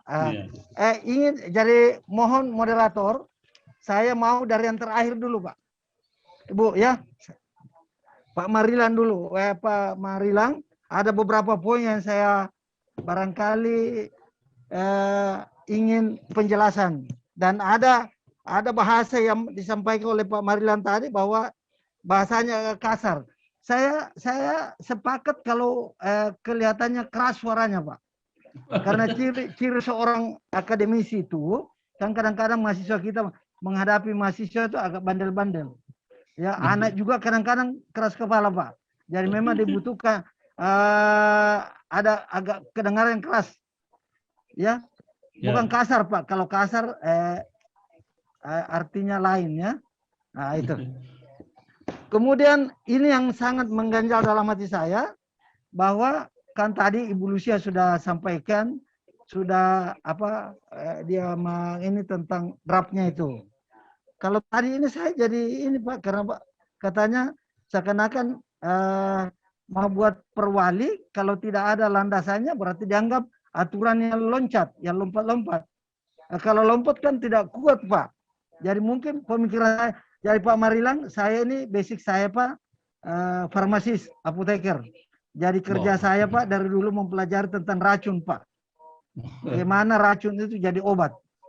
Ya, jadi itu Pak. Jadi saya sudah 40 tahun mengabdi ya sebagai apoteker dan dosen. Jadi mungkin begini. Bagaimana teman lapar ini membuat suatu aturan yang kira-kira tidak jadi masalah. Apalagi kalau tidak salah terakhir itu dari yang disebutkan oleh Ibu Lucia itu ada mungkin sumber-sumber dana ya. Sehingga bisa lolos. Jadi ada tadi masukan harusnya kan ke DPRD. Kalau tadi ada penjelasan bahwa kalau mau jadi ini mungkin bukan perwali. Tetapi perda ya yang disahkan oleh anggota DPR. Jadi saya kira ada Pak Heder tadi. Ada dari ini pembicara ini kan rata-rata pakar hukum. Kalau saya juga belajar hukum, Pak, tapi hukum tentang obat. Bagaimana obat itu bisa beredar, bisa digunakan oleh pasien, ya. Kemudian kedua, basic saya ini kan mau dibuat aturan. Jadi ibarat obat mau diminum, Pak. Obat yang dibuat itu kan ada yang pakai minyak, ada pakai air. Mohon maaf, Pak, ini bidang ilmu saya. Ada air itu yang tidak bisa bercampur air. Tapi dengan ada aturan sebagai nama bahasa farmasinya, Pak, atau bahasa kedokterannya emulgator. Ya, emulgator. Jadi dia menyambung dari yang tidak bercampur bisa bercampur. Sama halnya ini ada aturan. Bagaimana bisa berperan, ya. Jadi barangkali itu Pak, yang bisa saya sampaikan. Kalau Ibu Lucia tadi itu bagus sekali sudah ini. Tinggal bagaimana ada masukan naskah akademik supaya draftnya ini bisa diberlakukan supaya jangan terlalu lama lagi, apalagi bisa diterapkan. Barangkali itu saja Pak, karena waktu sudah mau duhur ini. Saya kira demikian. Wassalamualaikum warahmatullahi wabarakatuh. Waalaikumsalam warahmatullahi wabarakatuh. Waalaikumsalam warahmatullahi wabarakatuh. Terima kasih Pak atas penyampaiannya dan juga untuk teman-teman. Kemudian ada sedikit saya dari Forum Pembaruan Kebangsaan. Jadi saya anggota, hanya SK-nya sampai sekarang tidak ada yang 2021. Ya, mudah-mudahan masih berlaku. Tapi saya sampaikan oleh ketua umum yang lalu bahwa supaya anggota itu ikut pada webinar ini. Terima kasih. Iya ya, terima kasih Pak. Jadi Bapak Dr. Hari juga sudah berada di tengah-tengah kita untuk melanjutkan diskusi. Mungkin masih ada yang ingin bertanya atau masih ada yang ingin memberi tanggapan.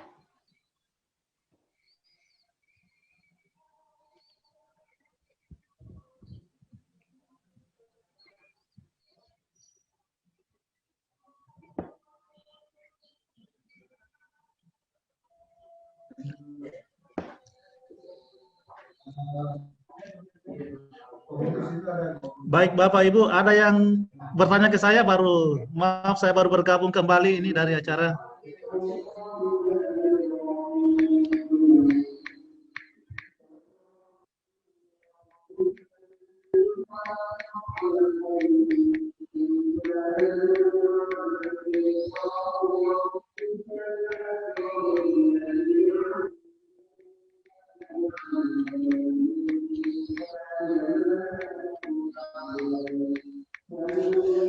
Jadi Bapak Ibu, saya kira untuk kelanjutan daripada Ranperwali ini bisa kita terus melakukan komunikasi ya. Saya kira nomor telepon saya sudah ada sama panitianya. Bagaimana nanti progresnya lebih jauh ke depan kita terus berkomunikasi supaya apa yang kita harapkan secara substansial daripada perwali ini betul-betul sesuai sebagaimana kita harapkan. Dari teknik perundang-undangannya sesuai, dari sisi substansinya sesuai, dan akhirnya disahkan, ditandatangani oleh Pak Wali Kota pada waktu yang tidak terlalu lama dari sekarang. Saya kira itu harapan saya dari bagian hukum Bapak Ibu.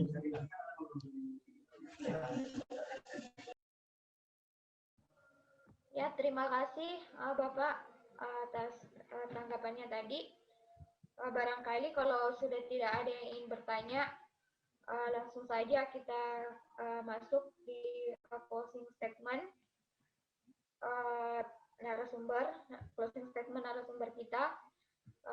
Jadi yang pertama saya berikan kesempatan kepada Ibu Lucy. Silahkan Bu Lucy untuk memberikan closing statement karena barangkali tidak ada lagi yang ingin bertanya.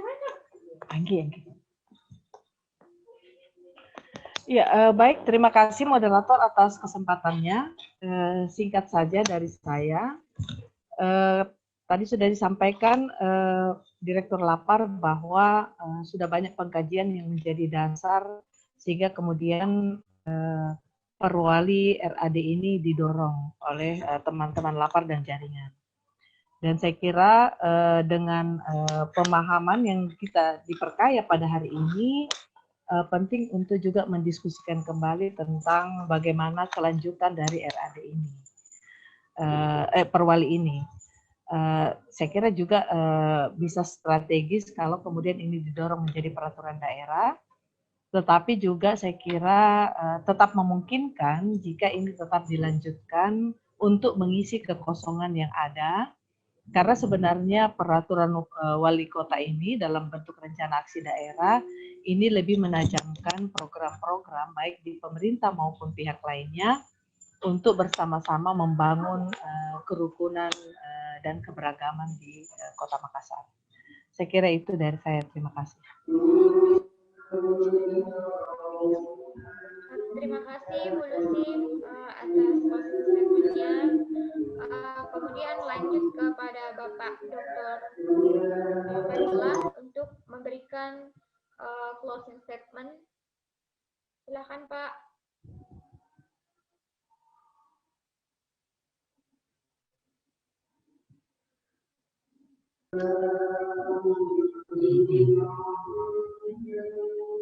Maaf Pak Dr. Marila, silakan Pak untuk memberikan closing statement-nya Pak. Siapa? Tidak kedengaran suaranya. Saya tidak dengar suara. Bagaimana? Oh mohon maaf Pak, barangkali sudah bisa dikasih ini Pak, closing statement untuk webinar kita hari ini. Tidak dengar. Coba dikasih keras suaranya.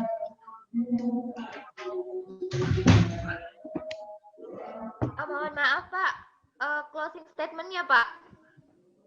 Ya, bagaimana? Closing statement-nya Pak.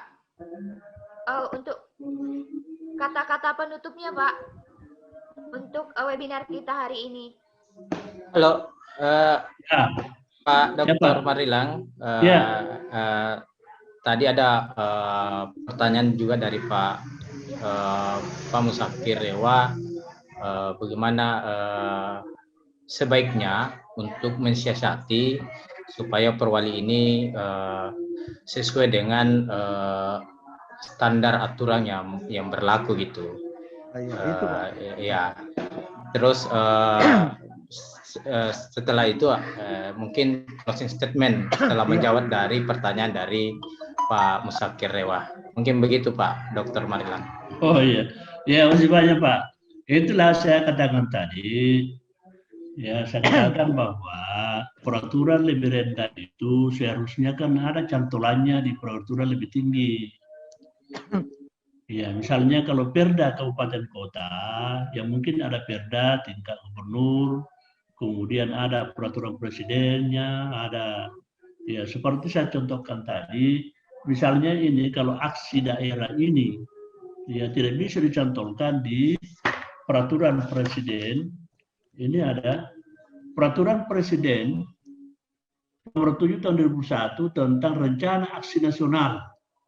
Tapi materi muatannya itu ruang lingkupnya hanya untuk penanggulangan ekstremisme berbasis kekerasan yang mengarah pada terorisme. Tidak bisa dicantolkan di situ.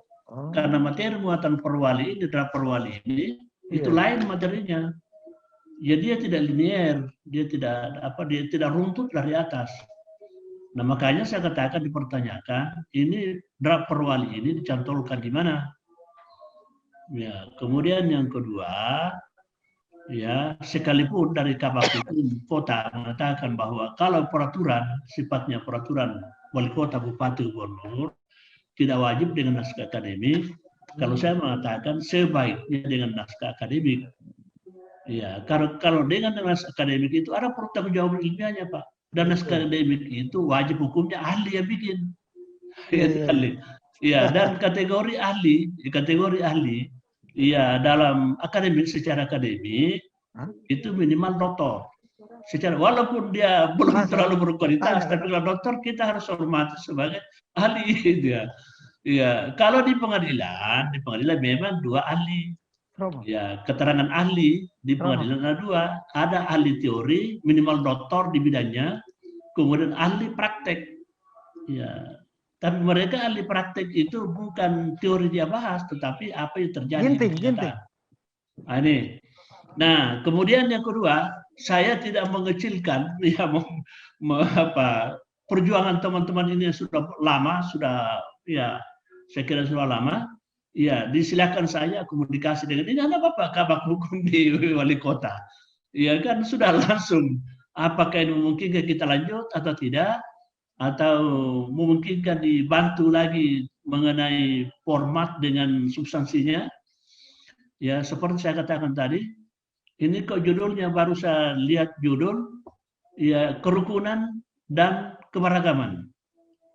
Kalau kita contoh SK bersama Menteri, judulnya itu kerukunan umat beragama.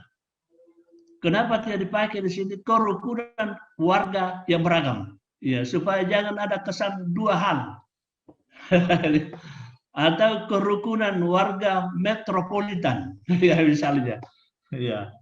Karena sebenarnya yang mau dirukunkan ini adalah yang beragam. Karena beragam itu terjadi perbedaan dan potensial terjadi gesekan. Mau dirukunkan melalui Pokja ini yang tangani forum-forum ini. Ya, tapi materinya nanti kan sudah ada kalau pedoman kerukunan umat beragama, ya tentu di sini nanti kalau ada menyinggung tentang kerukunan beragama harus disesuaikan dengan peraturan wali ini, jangan mengambil alih peraturan yang sudah ada. Ya mungkin keragaman yang lain misalnya diambil. Mungkin keragaman suku di sini ada dari Tator, ada dari Pindrang, ada Bugis, ada Makassar, dari mana, Bali apa. Ya, keragaman ini, keragaman ekonomi, keragaman apa. Tapi kalau keragaman agama kan sudah ada pedomannya tentang kerukunan umat beragama.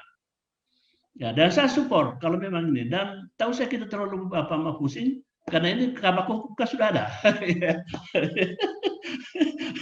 saya kira salurannya komunikasi agak lancar, salah lancar itu ya. Saya kira itu yang sebanyak. Assalamualaikum warahmatullahi wabarakatuh. Waalaikumsalam warahmatullahi wabarakatuh. Terima kasih Pak atas tanggapannya dan juga closing statement-nya. Langsung saja ke narasumber selanjutnya yaitu Pak Hedir. Silahkan Pak memberikan closing statement atau barangkali masih ada tanggapan. Terima kasih. Ya, terima kasih. Pertama saya soal peraturan perundang-undangan ya. Sebenarnya di poin mengingat di draft itu sudah ada beberapa peraturan menteri yang kemudian kalau dilihat substansi di peraturan-peraturan menteri itu sebenarnya memberikan kewenangan kepada pemerintah daerah untuk melakukan berbagai upaya preventif untuk mencegah intoleransi di masyarakat. Itu misalnya di peraturan menteri, tunggu saya lihat dulu, di peraturan menteri Permendagri nomor 80 tahun 2015 tentang pembentukan produk Permendagri nomor 34 tahun 2006 tentang pedoman penyelenggaraan pembauran kebangsaan di daerah. Nah, di dalam substansi peraturan itu juga banyak mengatur soal bagaimana pemerintah daerah, termasuk pemerintah kota, itu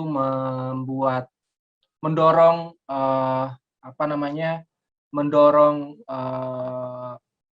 keberagaman di masyarakat, mendorong tidak terjadi misalnya politisasi terhadap identitas di daerah. Nah, itu salah satu ya. Ada beberapa saya lihat peraturan, termasuk peraturan bersama menteri juga ada landasan hukumnya.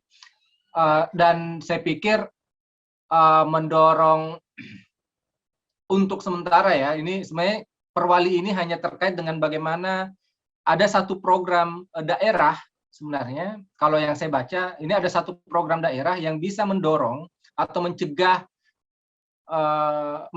ada satu tindakan intoleransi di masyarakat. Itu sebenarnya kalau yang saya lihat, makanya dia aturan lebih jauhnya mungkin rencana aksi daerah. Di dalam rencana aksi daerah tentunya akan banyak hal, mulai dari misalnya mendorong ada ya tadi yang saya bilang pencegahan mungkin intoleransi dan penghargaan terhadap keberagaman di masyarakat seperti itu. Kalau yang saya baca di peraturannya sebenarnya dorongannya itu. Jadi sebenarnya poin sanksi misalnya juga sebenarnya tidak begitu dibutuhkan, gitu. Karena yang bisa memuat sanksi memang adalah peraturan perundang-undangan. Tidak begitu dibutuhkan. Yang dibutuhkan adalah bagaimana pemerintah daerah melakukan pencegahan sebenarnya melalui rencana aksi daerah. Itu yang saya tujuan dari perwali ini saya lihat seperti itu. Nah, terkait dengan closing statement, saya pikir saya tidak bisa lepas dari apa yang ditugaskan ke saya soal bagaimana melihat perwali ini dari sisi HAM. Satu hal bahwa tentu saja negara dalam hal ini pemerintah itu sebenarnya memiliki tanggung jawab untuk memberikan perlindungan, juga sebenarnya mempromosikan hak asasi manusia. Itu kita lihat di Undang-Undang Dasar itu ada. Sehingga saya pikir perwali ini menjadi penting, meskipun mungkin masih ada banyak kekurangan-kekurangan ya tadi disampaikan oleh para pembicara, tapi itu bisa didorong perbaikan-perbaikan. Tapi saya pikir ada tanggung jawab negara dalam hal memberikan perlindungan kepada warga negaranya. Mungkin yang ingin melaksanakan ibadah, bagaimana sebenarnya semua orang yang berbeda itu memiliki hak yang sama, meskipun orang-orang di warga negara ini memiliki perbedaan identitas misalnya, tapi mereka memiliki hak yang sama di depan hukum, sehingga dia menjadi timbul haknya di situ. Nah, saya pikir itu. Terima kasih. Assalamualaikum warahmatullahi wabarakatuh. Selamat siang. Terima kasih. Waalaikumsalam warahmatullahi wabarakatuh. Terima kasih Pak Hedir. Dan langsung kita ke narasumber yang terakhir, Bapak Dr. Hari. Barangkali masih ada yang ingin ditambahkan atau langsung saja mungkin closing statement. Silakan Pak. Terima kasih Adinda moderator. Ternyata hadir di tengah kita ini adalah Ketua LBH Makassar, saya Adinda Haider. Maaf, tadi saya tidak sapa, nggak lihat ternyata Bapak juga sebagai narasumber di kesempatan ini. Setelah saya mencermati draft ini, karena tadi saya tidak ikuti pemaparan Ibu Lucy, sesungguhnya secara teknik perundang-undangan memang masih ada yang harus kita tinjau kembali ya. Misalnya penulisan ayat itu kalau aturannya itu pakai dalam kurung ya. Begitupun kalau misalnya tabulasi sub daripada ayat tidak boleh menggunakan huruf besar. Nah, yang begini-begini saya bilang perlu disesuaikan dengan ketentuan teknik perundang-undangan yang harus kita kalau ada kesempatan selanjutnya barangkali sebelum draft ini masuk di bagian hukum. Kalau teknik perundang-undangan sudah pasti kami sebagai bengkelnya hukum pasti perbaiki. Tetapi secara substansial barangkali kalau ada masih ada kesempatan pertemuan menghadirkan Pak semua narasumber ini, barangkali kalau ada forum yang tatap muka langsung itu lebih bagus. Efektif saya kira mencermati substansi pengaturan-pengaturan yang dapat kita tambahkan. Karena kalau kita mencermati apa yang ada ini sesungguhnya masih banyak hal-hal yang perlu diatur dalam rangka kerukunan keberagaman ini yang belum masuk dalam, mungkin ruang lingkup sudah oke, tapi penjabaran dari ruang lingkup itu yang masih bisa kita tambahkan. Ini barangkali ya, kalau bisa difasilitasi oleh Kesbangpol, tinggal bagaimana teman-teman dari panitia ini, LSM Lapar ini berkomunikasi dengan Kesbangpol, karena di sana itu banyak sebenarnya anggaran yang bisa dimanfaatkan untuk kegiatan ini. Tinggal kita komunikasikan dengan mereka. Banyak sekali SK-SK yang bagian hukum kelola di situ untuk kegiatan-kegiatan yang berkaitan dengan ini. Tinggal bagaimana kita membangun komunikasi itu. Kemudian terkait dengan perwali yang belum ada perdanya, saya kira pengalaman di Makassar sudah banyak perwali kita susun. Walaupun pada akhirnya itu merupakan menjadi perda ya, boleh disebut sebagai bibit ataupun cikal bakal perda adalah perwali. Karena kebutuhan mendesak, itu alasannya. Karena itu sangat dimungkinkan memang oleh ketentuan bahwa tanpa perda sebagai cantolannya pun perwali itu dapat kita dapat kita susun. Sebaiknya memang perda dulu baru perwali, tapi tidak menutup kemungkinan itu kita perwalikan dulu baru perdakan, karena diatur oleh ketentuan. Jadi Pak Dr. Marilang, memang saya mengatakan tadi bahwa sebaiknya semua produk hukum itu, apakah perda ataupun perwali, harus berbasis ilmiah, berbasis akademik. Ya, cuma kalau merujuk di ketentuan perundang-undangan tentang pembentukan produk hukum daerah, Permendagri 80 2015 dan Undang-Undang tentang pembentukan perundang-undangan 12 2011, jelas di situ di lampiran keduanya bahwa naskah akademik wajib ketika itu merupakan peraturan daerah. Sehingga banyak sekali yang kita kelola peraturan wali kota tanpa didahului ataupun didasari oleh naskah akademik.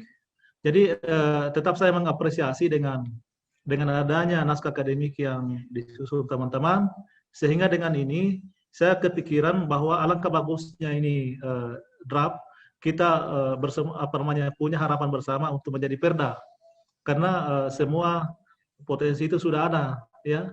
Apalagi barusan ada rancangan perwali ini, kita semangati bersama ini besar-besaran ini. Perwali itu bahasa adem-adem, tidak seperti ini melibatkan akademisi. Pak Dr. Marilang, Ibu, luar biasa ini.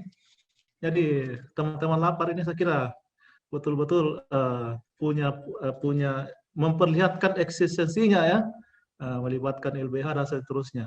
Jadi rugi pemerintah Kota Makassar kalau masyarakat LSM punya kepedulian yang begitu besar, kemudian pemerintah kota tidak merespon itu. Saya kira sekali lagi saya apresiasi teman-teman adanya pertemuan ini, walaupun saya tidak maksimal karena 3 kegiatan dalam waktu yang bersamaan, sangat beririsan waktunya, sehingga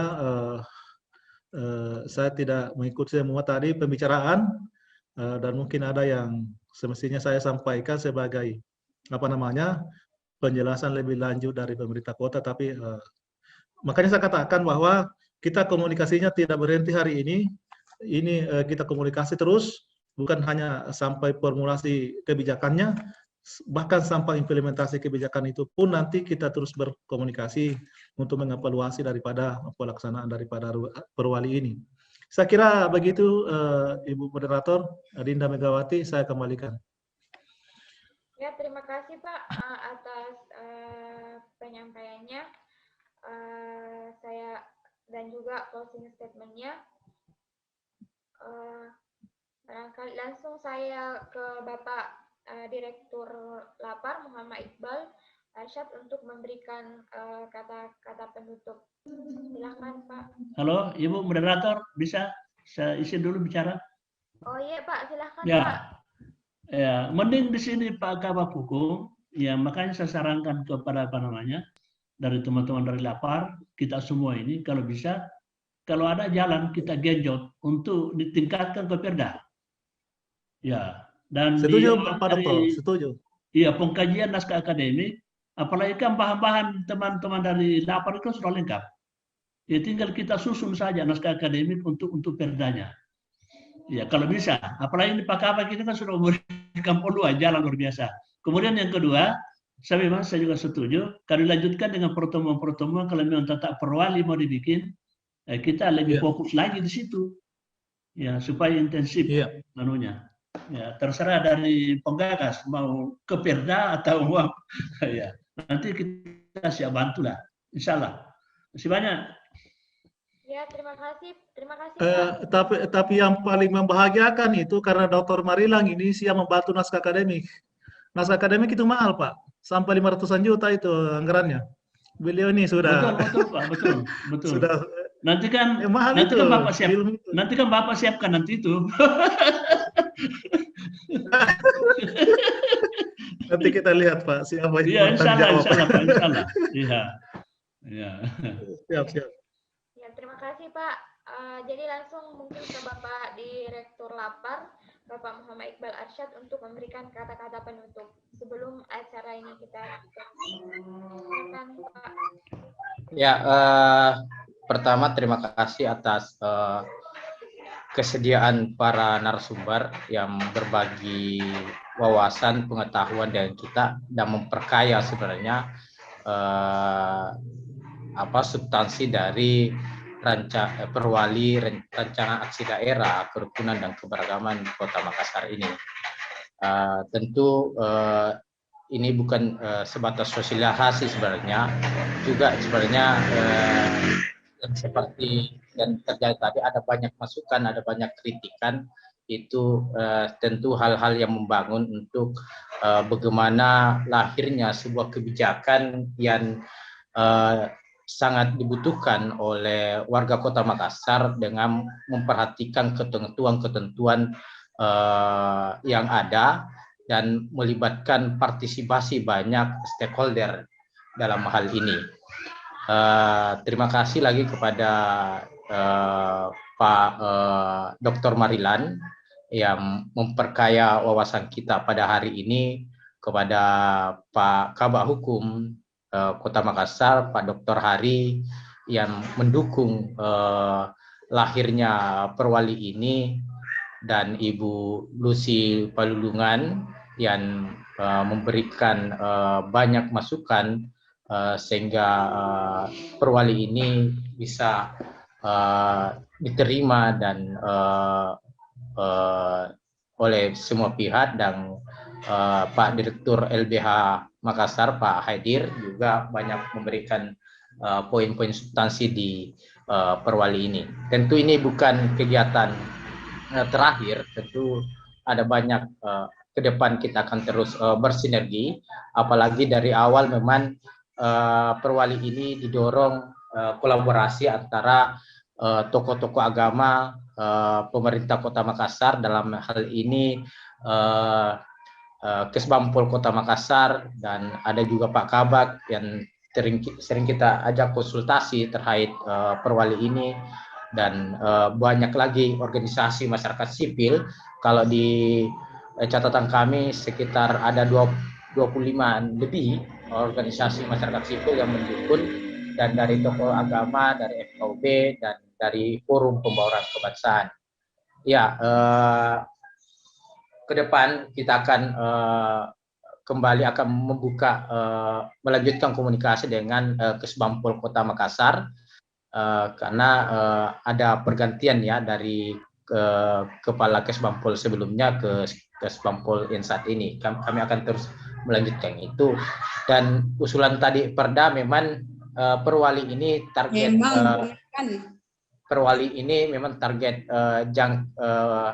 jangka pendek kami, memang target jangka panjang itu ke Perda sebenarnya. Karena memang proses Perda itu agak lama, agak panjang, jadi kita mulai dari perwali. Untuk jangka pendeknya kita melihat dulu respon dari berbagai pihak, ternyata ini sangat penting karena semua pihak merespon baik dan mendukung adanya peraturan terkait kerukunan di Kota Makassar. Mungkin itu dari saya. Terima kasih lagi kepada semua narasumber dan para peserta yang hadir di webinar kita pada siang hari ini. Wallahu muwaffiq ila aqwamit thariq. Assalamualaikum warahmatullahi wabarakatuh. Waalaikumsalam. Pokoknya siap Pak Kabak.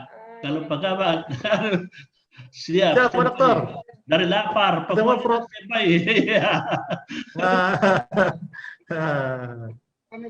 Jadi sekian diskusi kita atau webinar kita pada hari ini. Saya ucapkan terima kasih kepada Bapak dan Ibu narasumber, Bapak Dr. Marilan, Ibu Lucy, Pak Hedir, dan Bapak Dr. Hari. Terima kasih atas kesempatannya berbagi pengalaman bersama kami di webinar hari ini, dan kami mengucapkan permohonan maaf apabila ada yang kurang berkenan pada webinar hari ini.